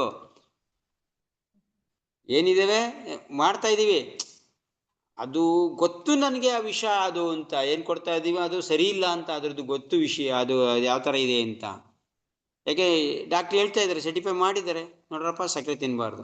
ಆದರೂ ಕೂಡ ಗುಲಾಬ್ ಜಾಮೂನ ಮಾಡೋದು ಕೊಡೋದು, ಮಾಡೋದು ಕೊಡೋದು. ಅರೆ ಇದು ಸರಿನಾ ತಪ್ಪ? ಹೆಂಗೆ ಇದನ್ನು ಅರ್ಥ ಮಾಡ್ಕೊಳ್ಳೋದು? ಮೇಲಾಗಿ ಇನ್ನೊಂದು ಕೋಟು ಬೇರೆ ಏನೋ ಪ್ರಭುಪಾದ್ ಚೆನ್ನಾಗಿ ಗುಲಾಬ್ ಜಾಮೂನು ಬುಲೆಟ್ಸು ಅಂತ ಮಾಡಿಕೊಟ್ರು, ಅದಕ್ಕೆ ನಾವು ಮಾಡ್ಕೊಡ್ತೀವಿ. ಪ್ರಭುಪಾದ್ ಕಾಲದಲ್ಲಿ ಏನಿತ್ತು, ಆ ಟೈಮಲ್ಲಿ ಸ್ವಲ್ಪ ಭಕ್ತರನ್ನ ಅವರು ಇದು ಮಾಡಬೇಕಿತ್ತು, ಅಟ್ರಾಕ್ಷನ್ ಮಾಡಬೇಕಿತ್ತು. ಆ ಟೈಮಲ್ಲಿ ಇನ್ನು ಬೇರೆ ಆಪ್ಷನ್ ಇರಲಿಲ್ಲ. ಆರ್ಗ್ಯಾನಿಕ್ ಬೆಲ್ಲ ಹುಡ್ಕೊಳಕ್ ಆಯ್ತಿತ್ತು ಅವರು? ಆ ಟೈಮಲ್ಲಿ ಹುಡ್ಕೊಂಡು ಕೂತಿದ್ರೆ ಅದಕ್ಕೆ ಒಂದು ಕೆಲಸ ಆಗ್ಬಿಡೋದು. ಅದಕ್ಕೋಸ್ಕರ ಪ್ರಭುಪಾದು ಅಂಥದ್ದೆಲ್ಲನೂ ಜಾಸ್ತಿ ಇದು ಮಾಡಬಾರ್ದು ಮಾಡಿಕೊಟ್ರು. ಇವತ್ತೆಲ್ಲ ಸೌಕರ್ಯ ಇದ್ಮೇಲೆ ನೀವು ಯಾಕೆ ಮತ್ತೆ ತಿರ್ಗಿ ಅದೇ ತಿಂತಾ ಇದ್ದೀರಿ? ಆ ಕಾಲದಲ್ಲಿ ಸ್ವಲ್ಪ ಡಯಾಬಿಟಿಸ್ ಕಡಿಮೆ ಇತ್ತು, ಯಾರಿಗೂ ಶುಗರ್ ಇನ್ನೂ ಬಂದಿರಲಿಲ್ಲ. ಈ ಕಾಲದಲ್ಲಿ ಎಲ್ಲ ಶುಗರ್ ಒಂಥರ ತಿರ್ಗಾ ಮತ್ತೆ ತಿರ್ಗಾ ಅದನ್ನೇ ಪ್ರಭುಪಾದ ಹೇಳಿದ್ದಾರೆ ಬುಲೆಟ್ಸ್ ತಿನ್ನಿ, ತಗೋ ಎಷ್ಟು ಜಾಮೂನಾರು ತಿಂತಾ ಇರ. ಸೊ ಈ ಥರ ಭಾವನೆ ಇರಬಾರ್ದು. ಹೇಳ್ತಾರ ವಿಷಯ ಏನಂತಂದ್ರೆ, ಒಂದ್ಸರಿ ಪೂತನ ವಿಷ ಕೊಟ್ಟಿಗೆ ಓಕೆ, ಕೃಷ್ಣ ಅದನ್ನ ಸ್ವೀಕಾರ ಮಾಡ್ದ, ತಾಯಿ ಸ್ಥಾನ ಕೊಟ್ಟ ಅಂತ ಅಂದ್ಬಿಟ್ಟು ಮತ್ತೆ ತಿರ್ಗಾ ನಾವು ಅದೇ ತಪ್ಪು ಮಾಡೋಕ್ಕಾಗತ್ತಾ? ಪೂತನ ಮತ್ತೆ ತಿರ್ಗಾ ವಿಷ ಕೊಡಕ್ ಬಂದಿಲ್ಲ ಬಿಡ್ತಿದ್ನಾ ಕೃಷ್ಣ? ಒಂದೇ ಸರಿ ಕೊಟ್ಟಿದ್ದಕ್ಕೆ ಸಾಯಿಸಿದ್ದಾನೆ. ಸೊ ನಾವು ಈ ಥರ ಆಗ್ತಾ ಇದೆ, ಓಕೆ, ನಾವು ಇದೆಲ್ಲ ಮಾಡ್ತಾ ಇದ್ರು ಕೂಡ ಕೃಷ್ಣ ಮತ್ತೆ ತಿರ್ಗಾ ಇದೆಲ್ಲ ನೋಡಿ, ಇಷ್ಟೆಲ್ಲ ತ್ರುಟಿ ಇದ್ರೂ ಕೂಡ ನಮಗೆ ಇವತ್ತು ಕೂಡ ಹರಿನಾಮ ನಮ್ಮನ್ನು ಏನು ಮಾಡ್ತಾ ಇದೆ? ಹರಿನಾಮದಿಂದ ನಾವು ವಂಚಿತ ಆಗಿಲ್ಲ, ಮಾಡ್ತಾ ಇದೀವಿ ಇವತ್ತು. ನಾವು ಇದು ಯಾವ್ದಾರ ಸರಿ ಮಾಡ್ತಾ ಇದೀವ ನಾವು? ಏನಿಲ್ಲ ತಾನೆ. ಆದ್ರೂ ಕೂಡ ನಮ್ಗೆ ಬಾಯಲ್ಲಿ ಹರಿನಾಮ ಬರ್ತಾ ಇದೆ, ಹರಿನಾಮ ಮಾಡೋಕ್ಕೆ ನಮ್ಗೆ ಸ್ವಲ್ಪ ಹೊತ್ತು ಇದಾಗಿದೆ ಅಂತಂದ್ರೆ ಇದ್ರ ಯಾವ ಕರುಣೆ? ಭಗವಂತನ ಕರುಣೆ, ಭಗವಂತನ ನಾಮದ ಕರುಣೆ. ಮತ್ತೆ ತಿರ್ಗಿ ನಾವು ಅದೇ ತರ ಮಾಡ್ತಾ ಇದ್ರೆ ಭಗವಂತ ನಾಮ ಓಕೆ ನೀನ್ ಇಲ್ಲೇ ಇರಪ್ಪ ಅನ್ನೋ ತರ ಮಾಡತ್ತಷ್ಟೆ. ಚಿಕ್ಕ ಮಗು ಆಗಿದ್ದಾಗೆ ಕ್ಷಮೆ ಇರುತ್ತೆ, ಆಮೇಲೆ ಮಾಡಿಲ್ಲ. ಸೊ ಅದಕ್ಕೆ ನಾವು ತಿದ್ಕೊಳ್ಳೇಬೇಕು. ಇದನ್ನ ಸರಿ ಮಾಡಿಕೊಂಡು ನಾವು ಪ್ರಯತ್ನ ಮಾಡ್ತಾ ಇರಬೇಕು. ಪ್ರಯತ್ನ ಮಾಡಿ ಅದನ್ನ ಅನುಭವ ಮಾಡೋಕ್ಕೆ ನೋಡ್ತಾ ಇರ್ಬೇಕು. ಅವಾಗ ನಮಗೆ ಪ್ರೇಮ ಭಕ್ತಿ ಪ್ರೇಮ ನೋಡಿ, ಇದೆಲ್ಲ ತಪ್ಪಿದ್ರೆ ಪ್ರೇಮ ಭಕ್ತಿ ಸಿಗಲ್ಲ. ನಾರ್ಮಲ್ ಓಕೆ ಅಪ್ಪ ನೀನು ವೈಕುಂಠ ಬೇಕಾ, ತಗೋ ನೀನು ವೈಕುಂಠ ತಗೋ, ಭಗವಂತ ನಾಮ ತಾನೇ ಬೇಕು, ಹೆಂಗೋ ಮಾಡಿದ್ಯಾ, ಮುಕ್ತಿ ಆಗ್ಬೇಕು ತಾನೆ, ತಗೋ ಮುಕ್ತಿ ಅಂತ ತಗೋ. ಆದ್ರೆ ಪ್ರೇಮ ಭಕ್ತಿ ಕೇಳಕ್ ಹೋದ್ರೆ ಇದೆಲ್ಲ ಸರಿ ಇರ್ಬೇಕು, ಭಾವ ಇರ್ಬೇಕು. ಗೋಪಿಯರಿಗೆ ಯಾವ ತರ ಭಾವ ಇತ್ತು ಆ ತರ ಭಾವ ಇರಬೇಕು. ಅದನ್ನ ಅನುಭವ ಫೀಲಿಂಗ್ ಮಾಡ್ಬೇಕು. ಒಂದ್ಸರಿ ಭಗವಂತ ನಾಮ ಹೇಳಿದ್ರೆ ರೋಮಾಂಚನ ಆಗ್ಬೇಕು, ನಮ್ಗೆ ಫೀಲಿಂಗ್ ಆಗ್ಬೇಕು. ಆ ತರ ಇದ್ರೂ ಮಾತ್ರ ಹರಿನಾಮ ನಮ್ಗೆ ಪೂರ್ಣ ಪ್ರಮಾಣದಲ್ಲಿ ಮುಕ್ತಿನ ಕೊಡುತ್ತೆ. ಓಕೆ, ಸೊ ಹರಿನಾಮದು ಅರ್ಥ ಗೊತ್ತಲ್ಲ ನಮ್ಗೆ. ಸೊ ಇದು ಅರ್ಥನೂ ಕೂಡ ಕೆಲವೊಂದೊಂದ್ ಕಡೆ ಸ್ವಲ್ಪ ಹೆಚ್ಚು ಕಡಿಮೆ ಮಾಡಿದ್ದಾರೆ. ಏನಂದ್ರೆ ಮಂತ್ರದಲ್ಲಿ 3 ವರ್ಡ್ ಇದೆಯಲ್ಲ, ಹರೇ ಕೃಷ್ಣ ರಾಮ. ಕೃಷ್ಣ ರಾಮ ಅರ್ಥ ಆಗ್ತಾ ಇದೆ ಬಿಡಿ. ಹರೇ ಅನ್ನೋದು ಕೆಲವೊಂದು ಕಡೆ ಏನಾಗಿದೆ, ಹರೇ ಈ ಹರಿ ಅಂತ ಅನ್ಕೊಂಡ್ಬರ್ತಾರೆ. ಮುಖ್ಯವಾಗಿ ಒಂದು ಶಿವ ಇದ್ರ ಕಡೆ, ಈ ನಾರ್ತ್ ಕಡೆ ಎಲ್ಲ ಶಿವನ ಆರಾಧಕರು ಇರ್ತಾರಲ್ಲ, ಅವರೆಲ್ಲ ಹರೆ ಅನ್ನೋದನ್ನ ಹರ ಹರ ಹರ ಹರ ಅಂತಂದ್ರೆ ಯಾರು? ಶಿವ ಅವನ್ನ ಪ್ರತೀಕ ಅನ್ಕೊಬಿಟ್ಟಿದ್ದಾರೆ. ಓಕೆ, ಆ ಥರ ಅನ್ಕೋತಾರೆ. ಓಕೆ, ಏನೇ ಮಾಡಿದ್ರು ಹರೇ ಕೃಷ್ಣ ಮಂತ್ರ ಜಪ ಮಾಡ್ತಾ ಇದ್ದಾರೆ. ಓಕೆ. ಸೊ ಮತ್ತೆ ಇನ್ನೊಂದು ಕೆಲವೊಂದು ಕಡೆ ಈ ಮಹಾರಾಷ್ಟ್ರ ಈ ಕಡೆ ಎಲ್ಲ ಇವು ಹರೇನ ಯಾರು? ವಿಠ್ಠಲ ಅನ್ಕೊಬಿಟ್ಟಿದ್ದಾರೆ. ಕೃಷ್ಣಗಿನ್ನ ಮುಂಚೆ ವಿಠ್ಠಲ, ಅವರು ಮಹಾರಾಷ್ಟ್ರ ವಿಠ್ಠಲ ದೇವ ಫೇಮಸ್ ಅಲ್ವಾ, ಅದಕ್ಕೆ ವಿಠ್ಠಲ ಅನ್ಕೋತಾರೆ. ಸೊ ಇದು ಒಂದೊಂದು ಭಾವ, ಅವರವ್ರದ್ದು ಭಾವ ತಕ್ಕನಾಗಿ ಇದನ್ನ ಅರ್ಥ ಅನ್ಕೊಟ್ಟಿದ್ದಾರೆ. ವಿಠ್ಠಲ ಅಂತ ಹರೇ ಅನ್ನೋದನ್ನ ವಿಠ್ಠಲ ಅನ್ಕೆ ಹೋಲಿಸಿ ಹರೇ ಅನ್ನೋದನ್ನ ವಿಠ್ಠಲ ಅನ್ನೋದನ್ನ ಹರೇ ಅಂತ ಹೇಳ್ತಾ ಇದ್ದಾರೆ ಈ ಮಂತ್ರದಲ್ಲಿ ಅಂತ ಅವ್ರು ಅನ್ಕೊಂಡಿದ್ದಾರೆ. ಓಕೆ, ನೀವೇ ಅವರು ಕೂಡ ಹರೇ ಕೃಷ್ಣ ಮಂತ್ರನೇ ಜಪ ಮಾಡ್ತಾರೆ. ನೋಡಿ, ಮಂತ್ರ ತಿಳ್ಕೊಂಡು ಮಾಡಲಿಲ್ಲ ಅಂತಂದ್ರೂ ಕೂಡ ಸ್ವಲ್ಪ ಪವರ್ ಇದ್ದೇ ಇರುತ್ತೆ. ತಿಳ್ಕೊಂಡು ಮಾಡೋದು ಒಳ್ಳೇದು, ಆದರೆ ಅದು ಈ ಚರ್ಚೆ ಮಾಡಿದ ಪ್ರಕಾರ ಅದಿಲ್ಲ ಅಂದ್ರೂ ಕೂಡ ಅದ್ರ ಪವರ್ ಇದ್ದೇ ಇರುತ್ತೆ. ಸೊ ಯಾವುದೋ ಒಂದು ಭಾವ ಇದೆ ಅವ್ರಿಗೆ, ಯಾವುದೋ ಒಂದು ಅರ್ಥ ಆಗಿದೆ. ಸೊ ಅದೇ ಥರ ನಮ್ಮ ಗೌಡಿಯ ಸಂಪ್ರದಾಯದಲ್ಲಂತೂ ಪ್ರಭುಪಾದ ಏನು ಹೇಳ್ಕೊಡೋದು, ಹರೇ ಅಂತಂದರೆ ಭಗವಂತಂದು ಶಕ್ತಿ, ರಾಧಾರಾಣಿದು ಆಲಾದನಿ ಶಕ್ತಿ ಇದೆಯಲ್ಲ, ಇದು ಹರೇ ಅಂತ ಅರ್ಥ ಆಗುತ್ತೆ. ಇದು ಸರಿ ಕೂಡ. ಭಗವಂತನ ಶಕ್ತಿ ಮುಖಾಂತರ ನಾವು ಭಗವಂತನ ಪಡಿಬೇಕು ಅದು ಸರಿ. ಸೊ ಹರೇ ಕೃಷ್ಣ ಮಂತ್ರ ಈ ಥರ ಇದೆ. ಸೊ ಮತ್ತೆ ನೆಕ್ಸ್ಟು ನಾಳೆ ಬೇರೊಂದು ಟಾಪಿಕ್ಕು. ಭೋ ಮಹಾದಾವ ನಿರ್ಮಾಪಣಂ ಶ್ರೇಯಂ ಕೈರವಚನ ಸರಿ ಯಾವುದಿದೆ ಇದು? ತತ್ರಾರ್ಪಿತ ನಿಯಮಿತ ಸ್ಮರಣೇನ ಕಾಲ, ತತ್ರಾರ್ಪಿತ ನಿಯಮೀಯ ಸ್ಮರಣೇನ ಕಾಲ, ಅದು ವಿಷಯ ಇರುತ್ತೆ. ಸೊ ಅದು ಒಂದಷ್ಟು ದಿನ ಆಗ್ಬೋದು, ನೋಡೋಣ. ಹರೇ ಕೃಷ್ಣ. ಸೊ ಹರಿನಾಮ ಈ ಥರ ನಮಗೆ ಕರುಣೆ ಮಾಡ್ತಾ ಇದೆ. ಹರಿನಾಮನ ನಾವು ಪೂರ್ಣ ಪ್ರಮಾಣದಲ್ಲಿ ಶ್ರದ್ಧೆಯಿಂದ ಅನುಭವ ಮಾಡ್ತಾ, ಅರ್ಥ ಮಾಡಿಕೊಂಡು ಉಚ್ಚಾರಣೆ ಮುಖಾಂತರ ಮಾಡ್ತಾ ಹೋದಾಗ ಅವ್ರದ್ದು ಫಲ ಜಾಸ್ತಿ ಆಗ್ತಾ ಇರುತ್ತೆ. ಪ್ರಯತ್ನ ಮಾಡ್ತಾ ಇರೋಣ. ಶ್ರೀಮದ್ ಭಾಗವತಂ ನೋಡಿ, ಕೆಲವೊಂದು ವಿಷಯಗಳು ಪದೇ ರಿಪೀಟ್ ಆಗ್ತಾ ಇರ್ತವೆ. ಯಾಕೆಂತಂದ್ರೆ ಅದು ಚೆನ್ನಾಗಿ ಒಳಗಡೆ ಹೋಗ್ಲಿ ಅಂತ ಅಷ್ಟೇ. ನಿಮಗೆ ಅದು ನಾನೇನು ನಿಮ್ಮ ಮೇಲೆ ಏರಬೇಕು ಅಂತಲ್ಲ. ಸೊ ವಿಷಯ ನಮಗೆ ಚೆನ್ನಾಗಿ ಅರ್ಥ ಆಗಲಿ ನಿಮಗೆ, ಮತ್ತು ಅದರದ್ದು ವಿಷಯ ನಮಗೆ ಚೆನ್ನಾಗಿ ಅರ್ಥ ಆದಾಗ ಅದ್ರದ್ದು ಪದೇ ವಿಷಯ ಬರ್ತಾ ಇದ್ದಾಗ ಅದು ಪದೇ ವಿಷಯ ಬರ್ತಾ ಇದೆ ಅನ್ಕೊಬಾರ್ದು, ಹೇಳ್ತಾ ಇದ್ದಾರೆ ಅನ್ಕೊಬಾರ್ದು. ಅದು ನಿಮ್ಮ ತಲೆಗೆ ಹೋಗ್ಲಿ ಅಂತ ಸ್ಪಷ್ಟ ಮಾಡೋಕ್ಕೋಸ್ಕರ ಪ್ರಭುಪಾದ ಹೇಳ್ತಾರೆ, ಒಂದು ವಿಷಯ ಸ್ಪಷ್ಟ ಆಗ್ಬೇಕಾದ್ರೆ ಪದೇ ಹೇಳ್ಬೇಕು ಅಂತ.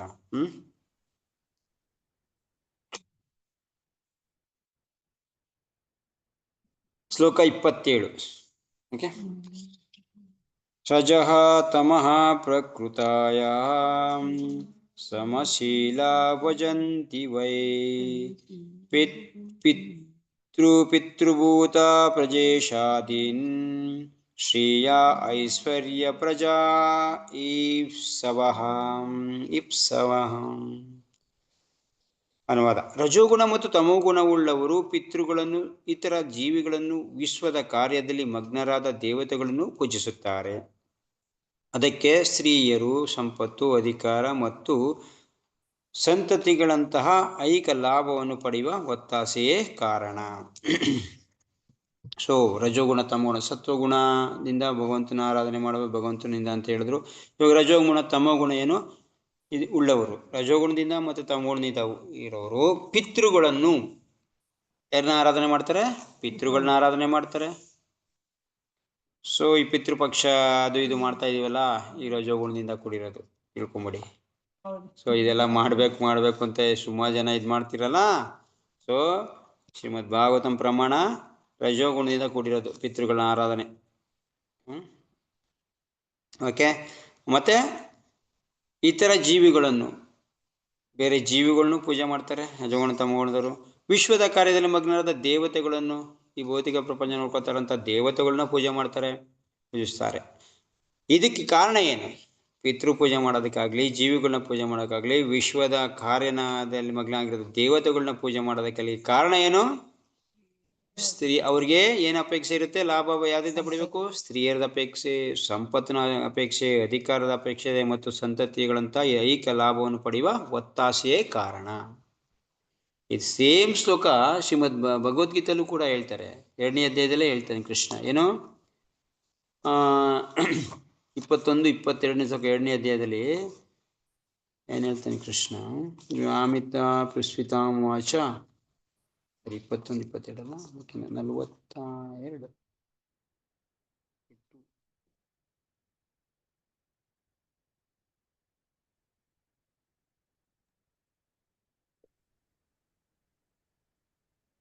ಫಾರ್ಟಿ 43 ಯಾಮಿಮಾಂ ಪುಷ್ಪಿತಾಂ ವಾಚ ಪ್ರವದಂತಿ ವಿಪಶ್ಚಿತಃ ದೇವ ವೇದವಾದರತಃ ಪಾರ್ಥ ನಾನದಸ್ತಿ ವಾದಿನಃ. ಹೇಳ್ತಾರೆ, ಅಲ್ಪಜ್ಞಾನಿಗಳಾದರೂ ವೇದಗಳಲ್ಲಿನ ಹೂವಿನಂಥ ಮಾತುಗಳಿಗೆ ಮೋಹಗೊಳ್ಳುತ್ತಾರೆ.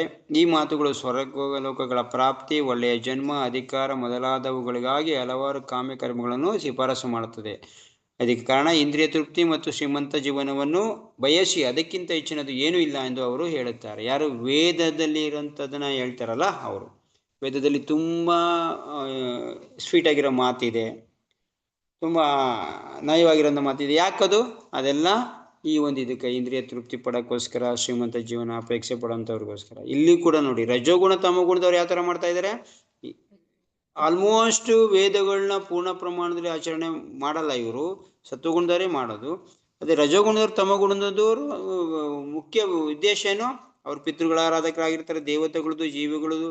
ಸೊ ಇವ್ರನ್ನ ಆರಾಧನೆ ಮಾಡ್ತಾ ಇರ್ತಾರೆ. ಇದಕ್ಕೆ ಕಾರಣ ಏನು? ಸ್ತ್ರೀ, ಸಂಪತ್ತು, ಅಧಿಕಾರ ಮತ್ತು ಸಂತತಿ, ಒಳ್ಳೆ ಲಾಭ ಗಳಿಸೋಕ್ಕೆ. ಸೊ ಇದ್ರ ಒತ್ತಾಸೆಯೇ ಕಾರಣ ಇವ್ರನ್ನ ಪೂಜೆ ಮಾಡೋಕ್ಕೆ. ಯಾರಿಗೆ? ರಜೋಗುಣ ಮತ್ತು ತಮಗುಣದವ್ರಿಗೆ.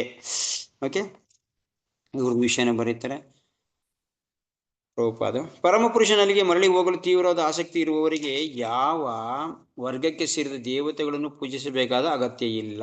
ಸೊ ಭಗವಂತನ ಹತ್ರ ಹೋಗೋಕ್ಕೆ ದೇವತೆಗಳ ಪೂಜೆ ಅಗತ್ಯ ಇಲ್ಲ. ಇದು ಶ್ರೀಮದ್ ಭಾಗವತಂದು. ಸೊ ನಾವು ಸುಮಾರು ಕಡೆ ದೇವತೆಗಳ ಪೂಜೆ ಅದು ಇದು ಅಂತ ಅಂದ್ಬಿಟ್ಟು ನಮ್ಮ ಇದ್ರ ಕಡೆ ವೇದಗಳಲ್ಲಿ ಬರುತ್ತೆ. ಮತ್ತೆ ಅದನ್ನ ಎಷ್ಟೋ ಸಂಪ್ರದಾಯದವರು ಕೂಡ ದೇವತೆಗಳ ಪೂಜೆ ಮಾಡಬೇಕು ಅಂತ ಹೇಳುತ್ತೆ. ಕೃಷ್ಣ ಡೈರೆಕ್ಟ್ ಆಗಿ ಭಗವದ್ಗೀತೆಯಲ್ಲೂ ಹೇಳ್ತಾನೆ, ದೇವತೆಗಳ ಪೂಜೆ ಮಾಡೋ ಅಗತ್ಯ ಇಲ್ಲ ಅಂತ. ಇದು ಮತ್ತೆ ಪಿತೃಗಳನ್ನ ಪೂಜೆ ಮಾಡೋ ಇದು ಭಾಗವತಂ ಪ್ರಮಾಣ ಇದೆ. ಏನು? ಯಾರು? ರಜೋಗುಣ ತಮ. ಹಂಗಾರೆ ನಾವು ಪಿತೃಗಳನ್ನ ಆರಾಧನೆ ಮಾಡ್ತಾ ಇದ್ರೆ ರಜೋಗುಣ ತಮ ಗುಣದಲ್ಲಿದ್ದೀವಿ. ಇದು ಎಷ್ಟೊಂದು ಜನದ ಪ್ರಭು ನಾವು ಪಿತೃಪಕ್ಷ ಮಾಡ್ತಾ ಇದ್ವಿ, ಮಾಡ್ಬೇಕೋ ಬೇಡವಾ? ಅಗತ್ಯ ಇದ್ರೆ ಮಾಡಿ, ಯಾರಿಗಾರೆ ಬೇರೆಯವ್ರಿಗೋಸ್ಕರ. ನೀವೇನಾರ ಭಾಗವತಂ ಸ್ಟ್ಯಾಂಡರ್ಡ್ಗೆ ಬಂದರೆ ಅಗತ್ಯ ಇಲ್ಲ ಮಾಡೋದು. ಇಲ್ಲಿ ಡೈರೆಕ್ಟ್ ರಜೋಗುಣ ತಮಗುಣ ಇದ್ರೆ ಮಾತ್ರ ನೀವು ಪಿತೃಗಳನ್ನ ಆರಾಧನೆ ಮಾಡಬೇಕು, ಪಿತೃಗಳ ತರ್ಪಣ ಕೊಡಿ. ಅರೆ ಇಟ್ಸೆಲ್ ಭಗವಂತ ಮತ್ತೆ ಭಗವಂತ ನಾಮ ಎಲ್ಲ ಕೊಡಂಥದ್ದಾದ್ಮೇಲೆ ಯಾಕೆ ಅದಕ್ಕೊಂದ್ಸರಿ ಏನಾಗುತ್ತೆ ಗೊತ್ತಾ? ಪ್ರಾಬ್ಲಮ್ ಏನಾಗುತ್ತೆ ಅಂತಂದರೆ, ಸೂಕ್ಷ್ಮವಾಗಿ ನಾವು ಅದನ್ನ ಮಾಡ್ತಾ ಇದ್ದಾಗಲೂ ಕೂಡ ನಂಬಿಕೆ ಇದ್ರ ಬಗ್ಗೆ ಪೂರ್ಣ ಪ್ರಮಾಣದಲ್ಲಿ ನಂಬಿಕೆ ಕಳ್ಕೊತೀವಿ. ಪೂರ್ಣ ಪ್ರಮಾಣದಲ್ಲಿ ಅಲ್ದಿದ್ರು ಕೂಡ ಅಲ್ಪ ಸ್ವಲ್ಪ ಇನ್ನೂ ಕೂಡ ಡೌಟ್ ಬಂದ್ಬಿಡುತ್ತೆ ನಮ್ಗೆ ಇದ್ರ ಮೇಲೆ. ನಾವು ಅದನ್ನ ಮಾಡ್ತಾ ಇದೀವಿ, ಓಕೆ ಅದಕ್ಕೆ ಇದೇನೋ ಆಯ್ತೇನೋ ಅಂತ. ಮತ್ತೆ ಇದ್ರ ಮೇಲೆ ಪೂರ್ಣ ವಿಶ್ವಾಸ ಇರಲ್ಲ. ಬಿಟ್ಬಿಡಿ, ಏನಾಗುತ್ತೋ ಆಗ್ಲಿ ಅಂತ ಬಿಟ್ಬಿಡಿ. ಅಕಸ್ಮಾತ್ ಬಿಡಕ್ಕಾದ್ರೆ, ಯಾಕೆಂದ್ರೆ ಮನೇಲಿ ಪೂರ್ಣ ಪ್ರಮಾಣದಲ್ಲಿ ಬಿಡಕ್ಕೆ ಯಾರು ಬೇರೆಯವರು ಒಪ್ಪಲ್ಲ, ಬೇರೆಯವರು ಒಪ್ಪಲ್ಲ. ಅದಕ್ಕೂ ಅವ್ರಿಗೋಸ್ಕರ ಮಾಡಿ. ಆದ್ರೆ ನಿಮ್ಗೆ ವಿಶ್ವಾಸ ಬೇಡ, ಅವ್ರಿಗೋಸ್ಕರ ಮಾಡಿ. ಭಾಗವತಂ ಸ್ಟ್ಯಾಂಡರ್ಡ್ ಬಂದ ಮೇಲೆ ಇಲ್ಲಿ ಹೇಳ್ತಾ ಇದ್ರೆ, ಪಿತೃಗಳಿಗೆ ಪೂಜೆ ಮಾಡೋರು ಯಾರು? ರಜೋಗುಣ ತಮಗುಣದವರು. ಅದರಿಂದ ಏನ್ ಬೇಕು ನಿಮ್ಗೆ? ಕೆಲವೊಂದು ಸಂಪತ್ತು, ಅಧಿಕಾರ, ಒಳ್ಳೆ ಜನ್ಮ, ಸಂತತಿ, ಅವರು ಇವರು ಮಾಡಿ ಇದು ಬೇಕಾಗತ್ತೆ. ಸೊ ಅದರಿಂದ ಎಲ್ಲಾನು ಕೂಡ ಭಗವಂತ ನೋಡಿ ಪಿತೃಗಳನ್ನ ಉದ್ಧಾರ ಮಾಡಬಾರ್ದು ಅಂತ ನಮ್ಮಲ್ಲಿ ಇಲ್ಲ. ಮಾಡೋಣ. ಒಂದಲ್ಲ 21 ತಲೆಮಾರು ಪಿತೃಗಳು ಉದ್ಧಾರ ಆಗ್ತಾರೆ ನೀವು ಭಕ್ತಿ ಸರಿಯಾಗಿ ಮಾಡಿದ್ರೆ. ಯಾಕೆ ಒಂದು ತಲೆಮಾರಿಗೆ ಹೋಗ್ತಿದ್ದೀರಾ? ನೀವು ಎಷ್ಟು ಜನಕ್ಕೆ ಪಿತೃಗಳಿಗೆ ಮಾಡ್ತಾ ಇರೋದು? 1 ತಲೆಮಾರು ಇಲ್ಲ 2 ತಲೆಮಾರು ಪಿತೃಗಳಿಗೆ ಮಾಡ್ತಾ ಇರೋದು. ನಿಮ್ಮ ತಂದೆ ಇಲ್ಲ ನಮ್ಮ ತಾತಂಗೆ, ಅಷ್ಟೇ ತಾನೆ. ಸೊ ಯಾಕೆ ಅಷ್ಟೊಂದು ಚಿಕ್ಕದಾಗ ಅಪೇಕ್ಷೆ ಪಡ್ತೀರಿ? 21 ಸಂತತಿಯವ್ರನ್ನ ಬಿಡುಗಡೆ ಮಾಡಿ, 1-2 ರೌಂಡ್ ಜಳಪ ಜಾಸ್ತಿ ಮಾಡಿದ್ರೆ ಆಯ್ತಪ್ಪ. 21 ತಲೆಮಾರು ಅವ್ರು ಹಾಕ್ತಾರೆ. ಯಾಕೆ ಬರೀ 2 ತಲೆಮಾರನ್ನ ಇದು ಮಾಡಕ್ ಮಾಡ್ತೀರಿ? ನಮ್ಗೇನು ಪಿತೃಗಳ ಮೇಲೆ ಆಸಕ್ತಿ ಇಲ್ಲ ಅಂತಲ್ಲ, ತುಂಬಾ ಇದೆ. ಅದಕ್ಕೆ ಇದು ಮಾಡ್ತಾ ಇರೋದು, ಅದಕ್ಕೆ ಅದನ್ನ ಬಿಟ್ಟಿರೋದು. ಅಕಸ್ಮಾತ್ ನೀವೇನಾರ ಅದನ್ನ ಮಾಡಿದ್ರೆ ಇದರಲ್ಲಿ ನೀವು ನಂಬಿಕೆ ಒಂದು ಸ್ವಲ್ಪ ಕಳ್ಕೊತೀರಾ. ಮತ್ತೆ ಭಾಗವತ ಧರ್ಮ ಹೋಗಲ್ಲ, ಭಾಗವತ ಧರ್ಮ ಉಳೋಕ್ಕಾಗಲ್ಲ.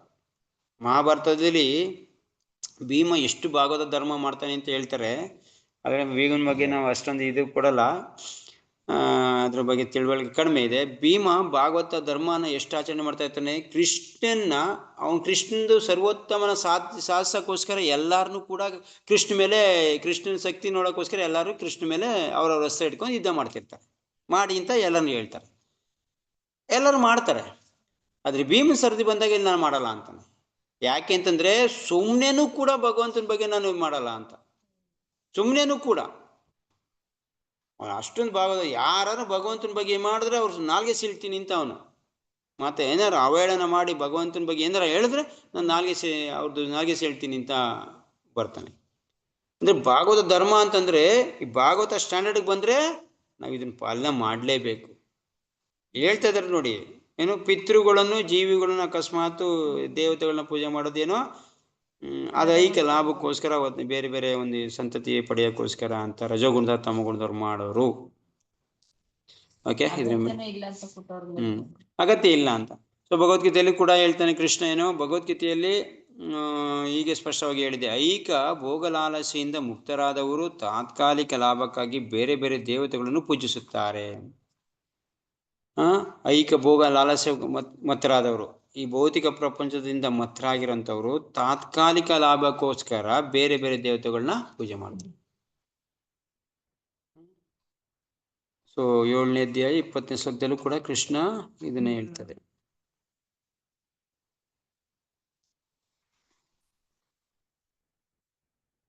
ಕಾಮೈಸ್ಥಿತಿರುತ ಜ್ಞಾನ ಪ್ರಬದ್ಧಿತ ಅನ್ಯ ದೇವತ ತಮ್ ತಮ್ ನಿಯಮ ಆಶ್ರಯ ಪ್ರಕೃತಿಯ ನಿಯತ ಸ್ವಯ ಅಂತ ಇದನ್ನ ಹೇಳ್ತಾರೆ ಕೃಷ್ಣ. ಏನು ಯಾರು ಇದರಿಂದ ಹುಚ್ಚರಾಗಿದ್ದಾರೋ ಅಂದ್ರೆ ಕಾಮದಿಂದ ಮತ್ತಾಗಿದ್ದಾರೋ ಅಂಥವ್ರು ಏನು ಪೂಜೆ ಮಾಡ್ತಾರೆ, ಭೋಗಲಾಲಸೆಗೋಸ್ಕರ ಈ ತರ ತಾತ್ಕಾಲಿಕ ಲಾಭಕ್ಕೋಸ್ಕರ ದೇವತೆಗಳನ್ನ ಪೂಜೆ ಮಾಡ್ತಾರೆ ಅಂತ ಹೇಳ್ತಾರೆ.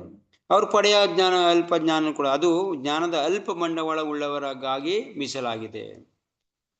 ಜ್ಞಾನದ ಅಲ್ಪ ಬಂಡವಾಳ ಉಳ್ಳವರಿಗೆ, ನಾವು ಪೂರ್ಣ ಬಂಡವಾಳ ಉಳ್ಳಿರೋರು ಜ್ಞಾನದಲ್ಲಿ, ಅದಕ್ಕೆ ನಾವು ಮಾಡಲ್ಲ ಅಂತ. ಅಲ್ಪ ಬಂಡವಾಳ ಇರೋರು ಮಾತ್ರ ದೇವತೆಗಳನ್ನ ಪೂಜೆ ಮಾಡ್ತಾರೆ. ನಾವು ಐಕ ಸುಖ ಭೋಗದ ಆಳವನ್ನು ಹೆಚ್ಚಿಸಲು ಬಯಸಬಾರದು. ಕತ್ತು ಜ್ಞಾತಕ ಬಿಡ್ಬೇಕಿದನ್ನ ನಾವು ಈ ವರ್ಡ್ ಏನು, ನಾವು ಐಕ ಸುಖ ಭೋಗದ ಆಳವನ್ನು ಹೆಚ್ಚಿಸಲು ಬಯಸಬಾರದು. ಯಾವತ್ತೂ ಕೂಡ ಈ ಸುಖ ಭೋಗದ ಆಳನ ಹೆಚ್ಚಿಸ್ಕೊ ಹೋಯ್ತಾ ಇರಬಾರ್ದು. ಗುಂಡಿ ಆದಷ್ಟು ಬೀಳೋದು ಜಾಸ್ತಿ, ಒಳಗ್ ಬಿದ್ದಷ್ಟು ಮೇಲೆ ಹೇಳೋದು ಜಾಸ್ತಿ ಆಗ್ಬಿಡುತ್ತೆ. ಅದಕ್ಕೆ ಜಾಸ್ತಿ ಆಳ ಮಾಡ್ಕೋಬಾರ್ದು ಇದನ್ನ. ಈಗ ಸುಖ ಭೋಗದ ಆಳನ ಹೆಚ್ಚಿಸ್ಕೆ ಯಾವತ್ತೂ ಬಯಸ್ಬಾರ್ದು. ಆಳಾದಷ್ಟು ಜಾಸ್ತಿ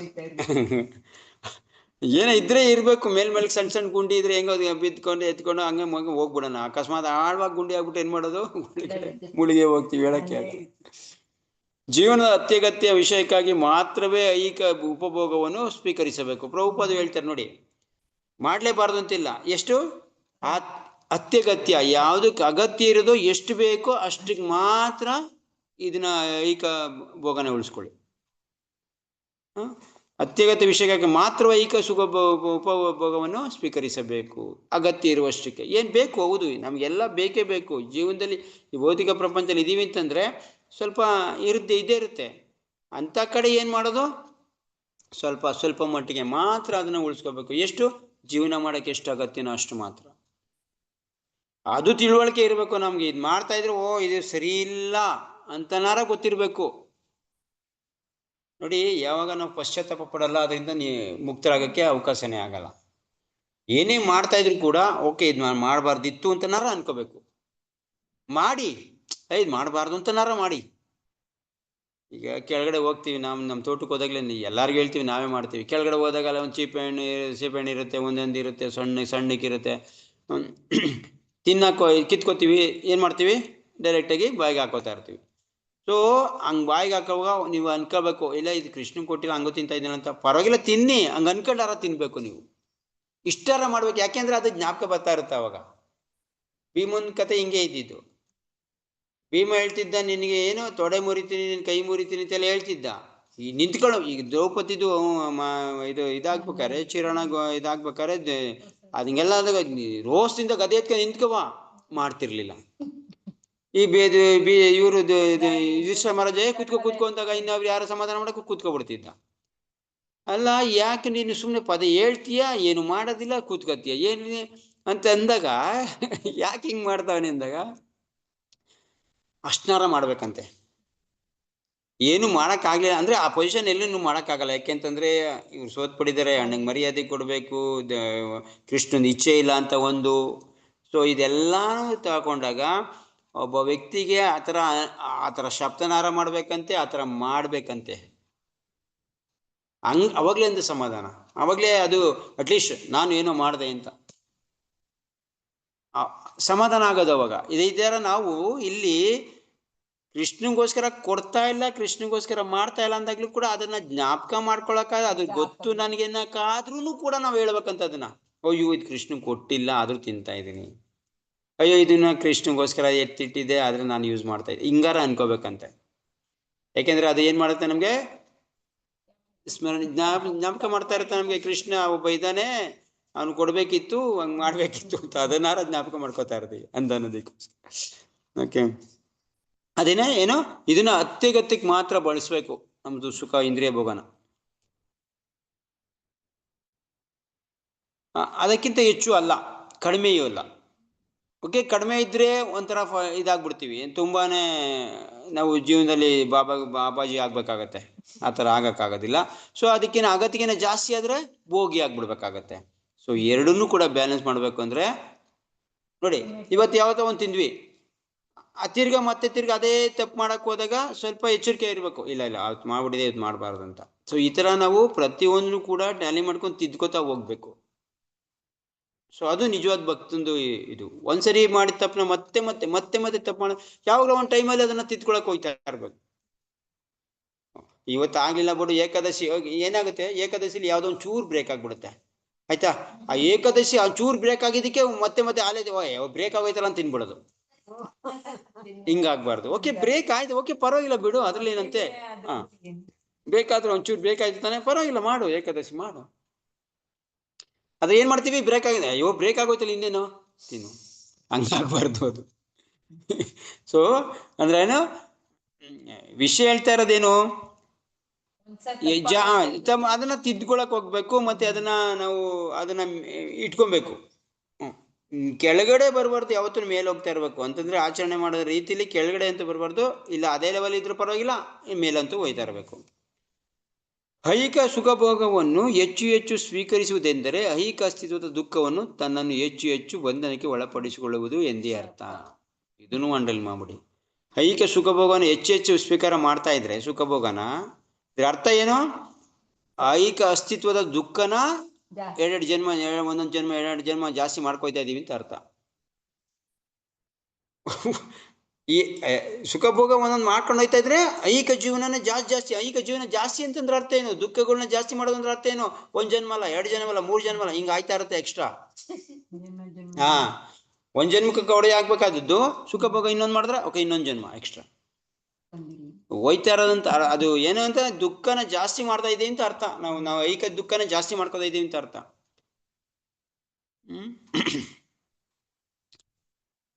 ಮತ್ತಷ್ಟು ಸಂಪತ್ತು, ಇನ್ನಷ್ಟು ಹೆಂಗಸರು, ಹುಸಿ ವೈಭವ ಇವೇ ಐಹಿಕದ ಗುಲಾಮನಾದವನ ಕೆಲವು ಬೇಡಿಕೆಗಳು. ಸೊ ಈ ಭೌತಿಕ ಪ್ರಪಂಚಕ್ಕೆ ಗುಲಾಮ ಆಗಿದಾನಲ್ಲ, ಗುಲಾಮ ಅಂದ್ರೆ ಗೊತ್ತಲ್ಲ ಏನು, ಅವನು ಗುಲಾಮ ಅಂತಂದ್ರೆ ಅವನಿಗೆ ಸ್ವತಂತ್ರನೇ ಇಲ್ಲ ಅಂತ.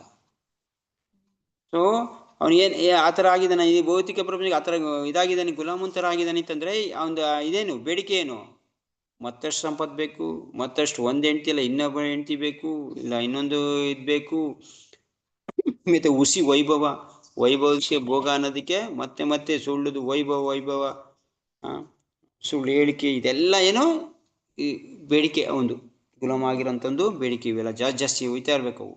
ವಿಷ್ಣು ಪೂಜೆಯಿಂದ ದೊರೆಯುವ ಪ್ರಯೋಜನಗಳ ಅರಿವೇ ಅವನಿಗಿಲ್ಲ. ವಿಷ್ಣು ಪೂಜೆಯಿಂದ ಈ ಬದುಕಿನಲ್ಲೂ ಪ್ರಯೋಜನ ಪಡೆಯಬಹುದು, ಹಾಗೆಯೇ ಮರಣಾನಂತರ ಬದುಕಿನಲ್ಲೂ ಪಡೆಯಬಹುದು. ಈ ತತ್ವವನ್ನು ಮರೆತು ಇನ್ನಷ್ಟು ಸಂಪತ್ತು, ಮತ್ತಷ್ಟು ಹೆಂಡತಿರು, ಮಗದಷ್ಟು ಮಕ್ಕಳ ಬೆನ್ನು ಹತ್ತಿದ ಮೂರ್ಖರು ವಿಧ ವಿಧವಾದ ದೇವತೆಗಳನ್ನು ಪೂಜಿಸುತ್ತಾರೆ. ಈ ಬದುಕಿನ ಗುರಿ ಜೀವನದ ದುಃಖ ದುಮ್ಮಾನಗಳನ್ನು ಕೊನೆಗೊಳಿಸುವುದೇ ವಿನ ಅವುಗಳನ್ನು ಹೆಚ್ಚಿಸುವುದಲ್ಲ. ನಮ್ಮ ಬದುಕಿನ ಗುರಿ ಏನು, ದುಃಖ ದುಮ್ಮಾನಗಳನ್ನ ಕಡಿಮೆ ಮಾಡಬೇಕು ಹೊರತು ಹೆಚ್ಚು ಮಾಡ್ಕೊಂಡು ಹೋಗೋದಲ್ಲ. ಹೆಚ್ಚು ಮಾಡ್ಕೊಳ್ಳೋದು ಅಂತಂದ್ರೆ ಮತ್ತಷ್ಟು ಈ ಭೌತಿಕ ಪ್ರಪಂಚದ ಸುಖ ಭೋಗನ ಬಯಸ್ತಾ ಇರೋದು. ಆದಷ್ಟು ಕಡಿಮೆ ಮಾಡ್ತಾ ಹೋಗ್ಬೇಕು. ಸೊ ಪ್ರಶ್ನೆ ಬರೋದು ಹೆಂಗ್ ಕಡಿಮೆ ಮಾಡೋದು, ಆಗ್ತಾ ಇಲ್ವಲ್ಲ, ಇದು ವಿಷಯ ಆಗ್ತಾ ಇಲ್ವಲ್ಲ ಅಂತ. ಸೊ ಕಡಿಮೆ ಮಾಡೋದು ಅಂತಂದ್ರೆ ಅದ್ರ ಕಡೆ ನೀವು ಗಮನ ಕೊಡ್ಲೇಬೇಡಿ. ಹಲವಾರು ರೀತಿಯಲ್ಲಿ ಕಡಿಮೆ ಮಾಡ್ಬೋದು. ಜ್ಞಾನ ತಿಳ್ಕೊಂಡು ಕಡಿಮೆ ಮಾಡ್ಬೋದು, ಭಕ್ತರ ಸಂಘ ಮಾಡ್ಕೊಂಡು ಕಡಿಮೆ ಮಾಡ್ಬೋದು, ರೂಲ್ಸು ನಿಯಮನ ಆಚರಣೆ ಮಾಡೋದ್ರಿಂದ ಕಡಿಮೆ ಮಾಡ್ಬೋದು, ಅದ್ರ ಕಡೆ ಗಮನ ಕೊಡೋದ್ರಿಂದ ಕಡಿಮೆ ಮಾಡ್ಬೋದು. ಆ ವಸ್ತುಗಳು ನೋಡಿದ್ರೆ ತಾನೇ ನಿಮ್ಗೆ ಬರೋದು, ನೋಡ್ಲೇಬೇಡಿ. ಕಣ್ಣು ಕಾಣಿಸಲ್ಲ, ಕಣ್ಣು ಕಂಡಿದ ತಕ್ಷಣ ಕಣ್ಣನ್ನು ಬೇರೆ ಕಡೆ ತೆಗೀರಿ, ನೀವು ಅದನ್ನೇ ನೋಡ್ತಾ ಇರ್ಬೇಡಿ. ಹಿಂಗೆ ಯಾವ ಚಂದ ಹುಡುಗಿ ಹೋಯ್ತಾ ಇತ್ತು, ಚಂದ ಹುಡುಗಿ ನೋಡಿದ್ರೆ ತಾನೇ ನಿಮ್ಗೆ ಬರೋದು, ಕಣ್ ತೆಗ್ದ್ಬಿಡಿ. ಹಿಂಗ್ ಮಾಡಕ್ ಹೋಗ್ಬಾರ್ದು. ಯಾವಾಗ ಆತರ ಆಯ್ತೋ ನಾವು ಬಿದ್ವಿ ಅಂತ. ಸೊ ಅಂದ್ರೆ ಅರ್ಥ ಏನು, ಯಾವಾಗ ಎಷ್ಟೊಂದು ಇದಾವೆ, ನಾವು ಅದನ್ನ ಕಡಿಮೆ ಮಾಡ್ಕೊಳಕ್ಕೆ ಹಲವಾರು ರೀತಿ ಮಾರ್ಗಗಳಿದಾವೆ. ಎಲ್ಲಾ ಮಾರ್ಗಗಳಿಂದನೂ ನಾವು ಅಟ್ಯಾಕ್ ಮಾಡಬೇಕು. ಒಂದು ವಿಷಯ, ಒಂದಿನೇನಾರ ನಾವು ಹಿಡಿಬೇಕು, ಅದನ್ನ ಕ್ಯಾಚ್ ಮಾಡ್ಕೋಬೇಕು, ಅದು ಹೊಸ ಮಾಡ್ಕೋಬೇಕು ಅಂತಂದ್ರೆ ಒಂದು ಮಾರ್ಗದಿಂದ ಅಲ್ಲ, ಇಂದನೂ ಕೂಡ ನಾವು ಅದನ್ನ ಕವರ್ ಮಾಡಬೇಕು. ಅವಾಗಾದ್ರೂ ನಮ್ದು ನಮ್ಮ ಕೈಗೆ ಸಿಗೋದದು. ಅದೇ ತರ ನಾವು ಇದನ್ನ ಬಿಡ್ಬೇಕಾದ್ರೆ ಪ್ರತಿಯೊಂದು ಮಾರ್ಗದಿಂದ ನಾವು ಮಾಡಬೇಕು. ಓಕೆ, ಜ್ಞಾನದ ಮಾರ್ಗದೂ ಅಳವಡಿಸ್ಕೊಬೇಕು, ಕೃಷ್ಣನ್ ಭಕ್ತಿಯಿಂದನೂ ಅಳವಡಿಸ್ಕೊಬೇಕು. ನೋಡಿ, ಕೃಷ್ಣ ಭಕ್ತಿ ಮಾಡ್ತಾ ಇದೀವಿ, ಜ್ಞಾನ ಬಿಟ್ಬಿಡೋದು, ನಮ್ಗೆ ಇಷ್ಟ ಬಂದಂಗೆ ನಮ್ದು ಕೃಷ್ಣ ಇದ್ದಾನೆ ಬಿಡು ಅಂತ ತರ್ಸ್ಕೊಂಡು ಹೋಗೋದಲ್ಲ ನಮ್ಮ ಮೈಂಡ್ನ, ಅದ್ರ ಮೇಲೆ ಅರಿಬಿಡೋದಲ್ಲ. ಹೆಂಗ್ ಮಾಡಿದ್ರು ಕೃಷ್ಣ ನೋಡ್ಕೊತಾನೆ ಬಿಡು, ನಾಮ ಜಪ ಮಾಡಿದೇವಲ್ಲ ಬೆಳಿಗ್ಗೆ. ನಮ್ಮ ಜ್ಞಾನದಿಂದನೂ ಅದನ್ನ ಕಂಟ್ರೋಲ್ ಮಾಡಬೇಕು, ಭಕ್ತಿಯಿಂದ ಜ್ಞಾನದಿಂದ ಮಾಡಬೇಕು, ಮತ್ತೆ ತಿಳುವಳಿಕೆಯಿಂದ ಮಾಡಬೇಕು. ಸೊ ಭಕ್ತರ ಕಡೆಯಿಂದನೂ ಮಾಡ್ಕೋಬೇಕು.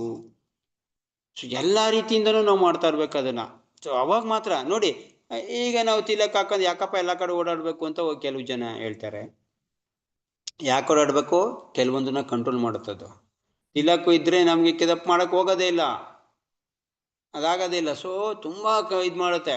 ಆತರ ಎಲ್ಲಾ ಕಡೆಯಿಂದನೂ ನಾವು ಮಾಡ್ಬೇಕು. ಯಾಕೆ ತಿಲಕ್ ಹಾಕ ಹೋಗ್ಬೇಕಪ್ಪ ಬೇರೆ ಕಡೆ ಎಲ್ಲಾನು, ಏನೆಲ್ಲ ಶೋ ತೋರ್ಸ್ಕೋಬೇಕ ನೀನು ಅಂತ ಕೇಳ್ತಾರಲ್ವ. ಸೊ ಇಲ್ಲ, ಆಗ್ತಿಲ್ಲ. ಇದು ವರ್ದಿ, ಇದು ನಮ್ದು ಇದು ಚಿಹ್ನೆ, ಶಿಖ, ತಿಲಕ್ಕು, ಬಟ್ಟೆ, ನಮ್ದು ಇದೆಲ್ಲ ಇದ್ದಾಗೇನೋ ತಪ್ಪು ಮಾಡಕ್ಕೆ ಆಗಲ್ಲ, ಮಾಡಕ್ಕಾಗೋದಿಲ್ಲ. ಇನ್ನೊಬ್ರ ಮುಂದೆ ನಮ್ಗೆ ಅದು ತಡಿತಾ ಇರ್ತಾವವು. ಸೊ ಅವೆಲ್ಲ ಇಲ್ಲ ಅಂತಂದ್ರೆ ಡೈರೆಕ್ಟ್ ಹೋಗಿ ನುಗ್ತಾ ಇರ್ತೀರಿ. ನೀವೆಲ್ಲ ಅಕಸ್ಮಾತ್ ಆಚೆಗೆ ಹೋದೆ, ಏನು ಕಾಣ್ತಾ ಇಲ್ವಲ್ಲ, ಹೋಟ್ಲಿಗೆ ಹೋಗಿ ಗೊತ್ತಾಗ್ತೀನಿ, ಹೊಟ್ಟೆ ಹಸಿದಾಯ್ತು, ಏನಪ್ಪ ಮಾಡೋದು, ಏನೋ ತಿನ್ಲೇಬೇಕು. ಇವೆಲ್ಲ ಇದ್ದಾಗ ಬೇಡಪ್ಪ ಯಾವ್ದಾರ ಒಂದು ಜ್ಯೂಸ್ ಕುಡ್ಕೊಂಡಿರೋಣ. ಸೊ ಈ ತರ ಎಲ್ಲ ಆಗ್ತಾ ಇರುತ್ತೆ. ಇದು ಈ ಬದುಕಿನ ಗುರಿ ಜೀವನದ ದುಃಖ ದುಮ್ಮಾನನ ಕೊನೆಗೊಳಿಸುವುದೇ ವಿನ ಅವುಗಳನ್ನು ಹೆಚ್ಚಿಸುವುದಲ್ಲ. ಗುರಿ ನಮ್ದು ಬದುಕಿನ ಗುರಿ ನಾವು ಹೆಚ್ಚು ಮಾಡ್ಕೊಬಾರ್ದು, ನಮ್ಮ ದುಃಖ ದುಮ್ಮಾನನ ಕಡಿಮೆ ಮಾಡ್ಕೋಬಾರ್ದು. ಐಹಿಕ ಸುಖ ಭೋಗಕ್ಕಾಗಿ ದೇವತೆಗಳ ಮೊರೆ ಹೋಗುವ ಅಗತ್ಯವೇ ಇಲ್ಲ. ಈ ಭೌತಿಕ ಸುಖಕ್ಕೋಸ್ಕರ ಇನ್ನೊಂದೇನು ದೇವತೆಗಳನ್ನ ಪೂಜೆ ಮಾಡ್ತಾ ಇದೀವಲ್ಲ, ಇದಕ್ಕೆಲ್ಲ ಬೇಕಾಗೇ ಇಲ್ಲ. ಯಾಕೆಂತಂದ್ರೆ ನಿಮ್ಗೆ ಆಲ್ರೆಡಿ ನಮ್ಮ ಕರ್ಮದ ಪ್ರಕಾರ ಲಿಖಿತ ಆಗಿದೆ, ಏನ್ ಬರ್ಬೇಕು ಏನ್ ಹೋಗ್ಬೇಕು ಅಂತ. ಯಾಕೆ ಅವ್ರ ಮೊರೆ ಹೋಗೋದೇ ಬೇಡ. ದೇವತೆಗಳ ಭಗವಂತನ ಸೇವಕರು ಮಾತ್ರ ನೀರು, ಬೆಳಕು, ಗಾಳಿ ಮುಂತಾದ ರೂಪಗಳಲ್ಲಿ ಬದುಕಿನ ಅಗತ್ಯಗಳನ್ನು ಒದಗಿಸಿಕೊಡುವ ಕರ್ತವ್ಯಕ್ಕೆ ಅವರು ಬದ್ಧರು ಅಷ್ಟೇ. ಇವೆಲ್ಲನೂ ಕೂಡ ಅವರು ಭದ್ರಾಗಿದ್ದಾರೆ. ನೀವು ಸರಿಯಾಗಿ ಕರ್ತವ್ಯ ಮಾಡ್ತಾ ಇದ್ರೆ ಅವರೆಲ್ಲ ಕೊಡ್ಬೇಕು ಅವನ್ನ, ಇಲ್ಲ ಅನ್ನೋ ಕೇಳಕ್ಕೆ ಆಗೋದಿಲ್ಲ ಅವರು ದೇವತೆಗಳು. ಯಾಕಂದ್ರೆ ಬದ್ಧ ಆಗ್ಬಿಟ್ಟಿದ್ದಾರೆ ಅವರು. ಅದೇ ಕೆಲಸ, ಅವ್ರದ್ದು ಕಾರ್ಯನೇ ಅದು. ಬದುಕಿನ ಅಗತ್ಯವನ್ನು ಒದಗಿಸಿಕೊಡೋ ಕರ್ತವ್ಯ. ಒಬ್ಬನು ಕಷ್ಟಪಟ್ಟು ಕೆಲಸ ಮಾಡಬೇಕು, ಅಸ್ತಿತ್ವವಾಗಿ ತನ್ನ ಕಠಿಣ ಪರಿಶ್ರಮದ ಫಲದಿಂದ ಸರ್ವಶ್ರೇಷ್ಠ ಭಗವಂತನು ಪೂಜಿಸಬೇಕು. ನೋಡಿ, ಅದಕ್ಕೆ ಅದು ಬ್ಲ್ಯಾಕ್ ಇಂಕಲ್ಲಿ ಬರ್ದಿದ್ದಾರೆ. ಇದು ನೋಡಿ, ಪ್ರತಿಯೊಬ್ಬನು ಕಷ್ಟಪಟ್ಟು ಕೆಲಸ ಮಾಡ್ಬೇಕು. ನಾವೇನ್ ಸೇವೆ ಮಾಡ್ತಾ ಇದೀವಿ, ಸಿಂಪಲ್ ಆಗಿ ನಾವು ಇರಂಗಿಲ್ಲ. ಕೃಷ್ಣ ಭಕ್ತರಿಗಂತೂ ಇದು ಏನ್ ಮಾಡಿಸಿದಂತ ಹೊರಡಿದು. ಈಗ ನಾವೇನಾಗಿದ್ದೀವಿ ಹೇಳಿ, ಸಿಂಪಲ್ ಆಗ್ಬಿಟ್ಟಿದೀವಿ, ಆರಾಮಾಗಿದ್ಬಿಟ್ಟಿದೀವಿ. ಇಲ್ಲಿ ಏನ್ ಹೇಳ್ತೇವೆ ಪ್ರಭುಪಾದು, ಕಷ್ಟಪಟ್ಟು ಕೆಲಸ ಮಾಡ್ಬೇಕು, ಯಾವುದೇ ಒಂದಕ್ಕೂ ಪೂರ್ಣ ಪ್ರಮಾಣದಲ್ಲಿ ಇದಾಗ್ಬೇಕು, ಅದಕ್ಕೆ ಎಫರ್ಟ್ ಹಾಕ್ಬೇಕು. ಕಷ್ಟಪಟ್ಟು ಅಸ್ತಿತ್ವವಾಗಿ ನಾವು ಉಳ್ಕೊಳಕ್ಕೋಸ್ಕರ ಕಠಿಣ ಪರಿಶ್ರಮದ ಫಲದಿಂದ ಸರ್ವಶ್ರೇಷ್ಠ ಭಗವಂತನ ಪೂಜೆ, ಕಠಿಣವಾಗಿರೋ ಭಗವಂತನ ಪೂಜೆ ಮಾಡ್ತಾ ಇದ್ದೀವಿ ಅಂದ್ರೆ ಕಠಿಣ ಶ್ರಮ ಪಡಬೇಕು. ಸಿಂಪಲ್ ಆಗಿ ಭಗವಂತನ ಪೂಜೆ ಮಾಡಬಾರ್ದು, ಕಠಿಣ ಶ್ರಮ ತಗೋಬೇಕು. ಅಸ್ತಿತ್ವಗಾಗಿ ಅಂದ್ರೆ ನಾವು ಕೃಷ್ಣ ಪ್ರಜ್ಞೆಯಲ್ಲಿ ಅಸ್ತಿತ್ವ ಉಳ್ಕೋಬೇಕು ನಮ್ದು ಅಂದ್ರೆ, ಕೃಷ್ಣ ಪ್ರಜ್ಞೆಯಲ್ಲಿ ಇರ್ಬೇಕು ಅಂದ್ರೆ ಪೂರ್ಣ ಕಠಿಣ ಪರಿಶ್ರಮ ಹಾಕ್ಬೇಕು. ಪ್ರತಿಯೊಂದು ವಿಷಯದಲ್ಲೂ. ಕಠಿಣ ಶ್ರಮ ಅಂತಂದ್ರೆ ಎಲ್ಲ ವಿಷಯದಲ್ಲೂ ಕೂಡ ನೀವು ಮಾಡ್ತಾ ಇದ್ದೀರಾ, ನಂಗೆ ಶ್ರಮ ಆಯ್ತು ಅಂತ ಸುಮ್ಮನಿರಂಗಿಲ್ಲ. ಪ್ರಸಾದ ಅಡಿಗೆ ಮಾಡಲೇಬೇಕು. ಚಳಿ ಅಂತ ಮಲ್ಕೊಳಂಗಿಲ್ಲ, ಹೇಳಲೇಬೇಕು. ಯಾವಾಗ? ಆರತಿಗೋಸ್ಕರ. ಅಯ್ಯೋ ಚಳಿ ಇರಪ್ಪ ಇವತ್ತು ಮಾಡ್ತಾ ಇರೋದು ಪರವಾಗಿಲ್ಲ, ಇಲ್ಲ, ಹಾಕ್ಲೇಬೇಕು. ಅಯ್ಯೋ ಜಪ ಯಾಕೋ ಇವತ್ತು ಬೇಜಾರಾಗ್ತಾ ಇದೆ ಬಿಟ್ಬಿಡೋಣ, ಇಲ್ಲ. ಪ್ರತಿಯೊಂದು ಕೂಡ ನಿಯಮ ನಿಬಂಧನೆಯಿಂದ ನಡಿಲೇಬೇಕು. ಇದು ಪರಿಶ್ರಮ. ನೀವೇನು ಹಾಕೊಂಡಿದ್ರು ಅದು ನಿಲ್ಸಂಗೆ ಇಲ್ಲ.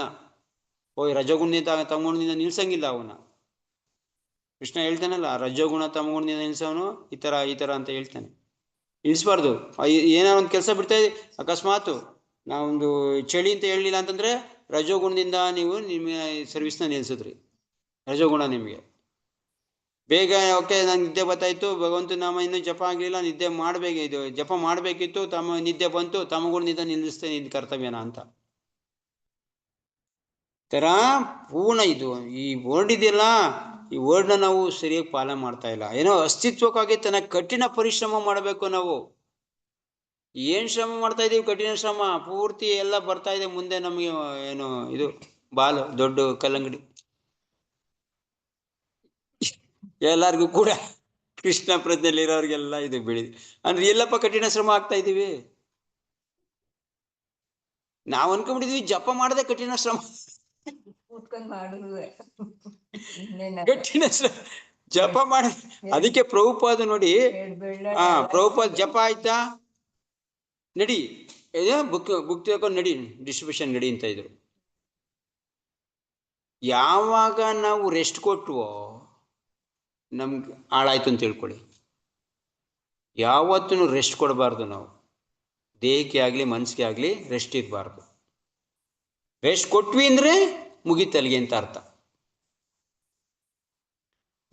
ಎಸ್ಪೆಷಲಿ ಬ್ರಹ್ಮಚಾರಿಗಳಿಗಂತೂ ಪೂರ್ಣ ಪ್ರಮಾಣದಲ್ಲಿ ಇದು ಮಾಡ್ಬೇಕು. ಅವರು ರೆಸ್ಟೇ ಇರಬಾರ್ದು ಅವ್ರಿಗೆ. ಅವ್ರಿಗೆ ಜಾಸ್ತಿ ರೆಸ್ಟ್ ಅಲ್ಲ, ಎಷ್ಟು ಯಾರು ಕೊಡೋದು ಅವ್ರು ತಗೊಂಡ್ಬಿಟ್ಟಿದ್ದಾರೆ ಅಷ್ಟೇ, ಯಾರು ಕೊಡ್ತಾರೆ. ಸೊ ಅಂದ್ರೆ ಇಲ್ಲಿ ನೋಡಿ ಪ್ರಭುಪಾದ ಅದಕ್ಕೆ ಇದನ್ನ ಎಷ್ಟು ಈ ವರ್ಡ್ ಪ್ರಭುಪಾದ ಕಠಿಣವಾಗಿರೋಂಥ ವರ್ಡ್ ಇದು. ಪ್ರತಿಯೊಬ್ಬನು ಕಷ್ಟಪಟ್ಟು ಕೆಲಸ ಮಾಡಬೇಕು. ಸುಖಪಟ್ಟು ಕಷ್ಟಪಟ್ಟೆ ಜಪ ಮಾಡಬೇಕು ನೀವು. ಮತ್ತೆ ಅಸ್ತಿತ್ವಕ್ಕಾಗಿ ಕಠಿಣ ಪರಿಶ್ರಮದಿಂದ ಫಲದಿಂದ ಸರ್ವಶ್ರೇಷ್ಠ ಅದ್ರ ಫಲ ಬರುತ್ತಲ್ಲ ಈ ಶ್ರಮದಿಂದ, ಅದರಿಂದ ಸರ್ವಶ್ರೇಷ್ಠ ಭಗವಂತನ ಪೂಜಿಸ್ಬೇಕು. ನಾವು ಶ್ರಮ ಹಾಕಿದಿಂದ ಫಲ ಬರುತ್ತಲ್ಲ, ಆ ಫಲದಿಂದ ಭಗವಂತನ ಪೂಜೆ ಮಾಡಬೇಕು. ಸೊ ಶ್ರಮ ಇಲ್ದಿರ ಯಾವುದೂ ಆಗೋದಿಲ್ಲ. ಸೊ ಶ್ರಮ ಅಂತಂದ್ರೆ ಬರೀ ದೇಹದ ಶ್ರಮ ಅಂತಲ್ಲ ಇಲ್ಲಿ ಹೇಳ್ತಾ ಇರೋದು. ಮಾನಸಿಕವಾಗಿ ಶ್ರಮ ಇರ್ಬೋದು, ಬುದ್ಧಿ ಶ್ರಮ ಇರ್ಬೋದು, ದೇಹ ಶ್ರಮ ಇರ್ಬೋದು, ಮಾತಿನ ಶ್ರಮ ಇರ್ಬೋದು. ಕೆಲವು ಜನ ಒಂದು ಕ್ಲಾಸ್ ಮಾಡಿಬಿಟ್ರೆ, ಓ ಪ್ರಭು ಇವತ್ತು ಒಂದು ಕ್ಲಾಸ್ ಮಾಡ್ಬಿಟ್ಟು ಇನ್ನೊಂದು ಕ್ಲಾಸ್ ಮಾಡೋದಾ, ಮಾತು ಅಯ್ಯೋ ಬಾಯಿ ನೋಯ್ತದೆ, ಏನು ರೆಸ್ಟ್ ಬೇಕು ಬಾಯಿಗೆ, ಈ ಥರ ಹೇಳೋರು ಇದ್ದಾರೆ. ಸೊ ಇದೆಲ್ಲ 16 ರೌಂಡ್ ಮಾಡ್ಬಿಟ್ರೆ ಇವಾಗ ಬಾಯಿ ನೋಯ್ತದೆ ಪ್ರಭು, ಎಕ್ಸ್ಟ್ರಾ ಮಾಡಕ್ ಹೋದ್ರೆ ಏನು. ಸೊ ಕಠಿಣ ಶ್ರಮ ಅಂತಂದ್ರೆ ಪ್ರತಿಯೊಂದೂ ಕೂಡ ಕಠಿಣ ಶ್ರಮ ಆಗ್ಬೇಕು ನಾವು ಅಂತ. ಓಕೆ, ಅದರಿಂದ ಭಗವಂತನ ಪೂಜೆ ಆಕ್ಚುಲಿ ನೋಡಿ, ಕಠಿಣ ಶ್ರಮ ಆಗ್ಬಿಟ್ಟು ಭಗವಂತನ ಆರಾಧನೆ ಮಾಡಲಿಲ್ಲ ಅಂದ್ರೆ ನೀವು ಎಲ್ಲ ವೇಸ್ಟು. ಅದರಿಂದ ಬಂದಂಥ ಫಲದಿಂದ ಭಗವಂತನ ಆರಾಧನೆ ಮಾಡಬೇಕು. ಆ ಫಲನ ಭಗವಂತನ ಕೊಡಬೇಕು. ಅದು ಮುಖ್ಯವಾಗಿರೋದು. ಅದೇ ಜೀವನದ ಧ್ಯೇಯವಾಗಬೇಕು. ಜೀವನದ ಧ್ಯೇಯ ಏನೋ ಈ ಒಂದು ವರ್ಡ್ ಆಗಬೇಕು. ಸಕ್ರಮವಾದ ದಾರಿಯಲ್ಲಿ ಭಗವಂತನಲ್ಲಿ ವಿಶ್ವಾಸವಿಟ್ಟು, ಅಕ್ರಮ ದಾರಿಯಲ್ಲ, ಸಕ್ರಮ ಸರಿಯಾದ ರೀತಿಯಲ್ಲಿ ಅಂತ. ಕ್ರಮ ಎಲ್ಲ ಸಕ್ರಮವಾಗಿರ್ಬೇಕು. ವಿಶ್ವಾಸವಿಟ್ಟು ಉದ್ಯೋಗ ಸೇವೆಯನ್ನು ಜಾಗರೂಕರಾಗಿ ನಿರ್ವಹಿಸಬೇಕು. ಅದು ಹಂತವಾಗಿ ಪರಮ ಪುರುಷನಲ್ಲಿಗೆ ಮರಳುವ ದಿಕ್ಕಿನಲ್ಲಿ ಮುನ್ನಡೆಸುತ್ತದೆ. ಸೊ ಸಕ್ರಮ ಸರಿಯಾದ ರೀತಿಯಲ್ಲಿ, ನ್ಯಾಯ ರೀತಿಯಲ್ಲಿ ಇರುವಂಥ ದಾರಿಲಿ ವಿಶ್ವಾಸ ಇಟ್ಟು ಉದ್ಯೋಗ ಸೇವೆಯನ್ನು ಜಾಗರೂಕ, ನಮ್ಗೇನು ಉದ್ಯೋಗ ಇರುತ್ತೋ ಅದನ್ನು ಉದ್ಯೋಗ ಇರುತ್ತೋ ಅದನ್ನು ಜಾಗರೂಕತೆಯಿಂದ ಪ್ರತಿಯೊಂದು ಕಡೆನೂ ಎಚ್ಚರಿಕೆಯಿಂದ ಇರಬೇಕು. ಎಲ್ಲೂ ಕೂಡ ನಾವು ಲೂಸ್ ಬಿಡೋಂಗಿಲ್ಲ ಯಾವುದಕ್ಕೂ.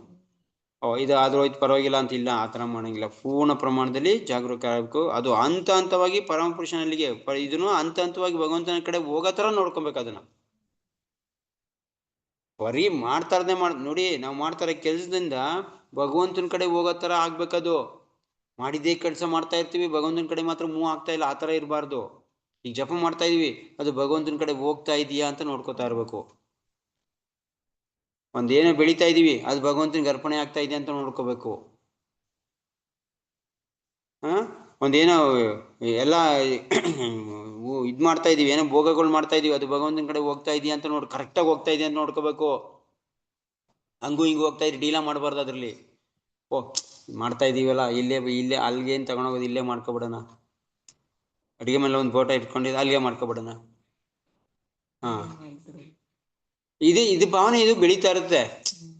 ಈಗ ಮತ್ತೆ ಬಂಗ್ಲಾರತಿ ಮಾಡ್ತಾ ಇದೀವಿ, ಸ್ವಲ್ಪ ಯಾರು ನೋಡ್ತಾರೆ, ಸ್ವಲ್ಪ ಲೇಟಾಗಿ ಮಾಡ್ಕೊಳ್ಳೋಣ ಬಿಡು, ಒಂದಿನ ಮಾಡಲಿ ಅಂತ ನಡೀತದೆ ಬಿಡು. ನಿನ್ನೆ ಏನೋ ಸ್ವಲ್ಪ ಲೇಟಾಗಿ ಮಲಗಿದ್ದೀವಿ, ಕಷ್ಟ ಏನೋ ನಮ್ಮ ಸರ್ವಿಸ್ ಇತ್ತು, ಇವತ್ತು ಮಾಡಲಿಲ್ಲ ಅಂದ್ರೆ ಈ ಥರ ಯಾವತ್ತೂ ಡೀಲ್ ಆಗಬಾರ್ದು. ಭಗವಂತ ಸೇವೆಯಲ್ಲಿ ಪಕ್ಕಾ ಇರಬೇಕು, ಕಠಿಣ ಶ್ರಮ ವಹಿಸ್ಬೇಕು ಯಾವಾಗಲೂ. ಮರಳು ದಿಕ್ಕಿನಲ್ಲಿ ಅಂದರೆ ಭಗವಂತನ ಕಡೆ ಪ್ರತಿಯೊಂದು ಕೆಲಸ ನಮ್ಮದು ಭಗವಂತನ ಕಡೆ ತೋರಿಸ್ತಾ ಇರ್ಬೇಕು. ನಮ್ಮ ಬೆಟ್ಟನ ನಮ್ಮ ಮಾತು ಹೆಚ್ಚಿಗೆ ಅಕಸ್ಮಾತ್ ನಾವು ಬೇರೆ ಮಾತಾಡ್ತಾ ಇದೀವಾ, ಇಮಿಡಿಯೇಟಾಗಿ ನಮ್ಗೆ ಪ್ರಜ್ಞೆ ಬರಬೇಕು, ನಾನೇನೋ ಒಂಚೂರು ತಪ್ಪು ಮಾಡ್ತಾ ಇದ್ದೀನಿ, ಭಗವಂತನ ಕಡೆ ಡೈರೆಕ್ಷನ್ ಆಗ್ತಾ ಇಲ್ಲ ಇದು ಅಂತ. ಈ ಥರ ಮಾಡ್ಕೊಂಡು ನಾವು ಯಾವಾಗ ಪ್ರತಿಯೊಂದನ್ನು ಗಮನ ಇಟ್ಟು ನೋಡ್ತಾ ಇರ್ತೀವಿ, ನಮ್ಮದು ಡೈರೆಕ್ಷನ್ ಎಲ್ಲ ಭಗವಂತನ ಕಡೆ ಹೋಗ್ತಾ ಇರುತ್ತೆ. ಯಾವಾಗ ನಾವು ಅದನ್ನ ಗಮನ ಬಿಡ್ತೀವಿ, ಅದು ವಿರುದ್ಧ ದಿಕ್ಕಲ್ಲಿ ಹೋಗ್ತಾ ಇರ್ತದೆ. ಸೊ ನೋಟ ಜಾಸ್ತಿ ನಮ್ದು ಭಗವಂತನ ಮೇಲೆ ಇತ್ತಾ ಇಲ್ಲ, ಇದನ್ನು ಪರೀಕ್ಷೆ ಮಾಡ್ಕೋಬೇಕು. ಇವತ್ತಿನ ದಿನ ನನ್ನ ನೋಟ ಯಾರ ಮೇಲಿತ್ತು, ಭಗವಂತನ ಮೇಲಿತ್ತಾ, ಭಗವಂತನ ಕಡೆ ನಾನು ಜಾಸ್ತಿ ದೃಷ್ಟಿ ಇಟ್ಟಿದ್ನಾ, ಇಲ್ಲ ನಮ್ಮ ಬೇರೆ ಕಡೆ ಯಾವ್ದಾರ ದೃಷ್ಟಿ ಇಟ್ಟಿದ್ನಾ, ಇದನ್ನು ಅಬ್ಸರ್ವ್ ಮಾಡ್ತಾ ಇರೋದು. ಇಂದ್ರಿಯಗಳ ಮುಖಾಂತರ ನಮ್ದು ಭಗವಂತನ ಯಾವ್ದೋ ಕಿವಿ ಮುಖಾಂತರ, ಕಣ್ಣು, ನಮ್ಮ ಪಂಚೇಂದ್ರಿಯಗಳ ಮುಖಾಂತರ ಭಗವಂತನ ಇನ್ಫಾರ್ಮೇಶನ್ ಒಳಗಡೆ ಹೋಯ್ತಾ ಇರಬೇಕು. ಇನ್ಫಾರ್ಮೇಶನ್ ಎಷ್ಟು ಒಳಗಡೆ ತಗೋತೀವೋ ಟ್ರಾನ್ಸ್ಫರ್ ಆಗುತ್ತೆ, ಅಂದ್ರೆ ಅದು ಜಾಸ್ತಿ ಆಗ್ತಾ ಇರುತ್ತೆ. ಓಕೆ. ಭಗವಂತನಾದ ಶ್ರೀಕೃಷ್ಣನ ಸ್ವತಃ ರಜಭೂ ಧಾಮದಲ್ಲಿ ಉಪಸ್ಥಿತನಾಗಿದ್ದಾಗ ಇಂದ್ರ ದೇವತೆಯ ಪೂಜೆಯನ್ನು ತಡೆದಿದ್ದ.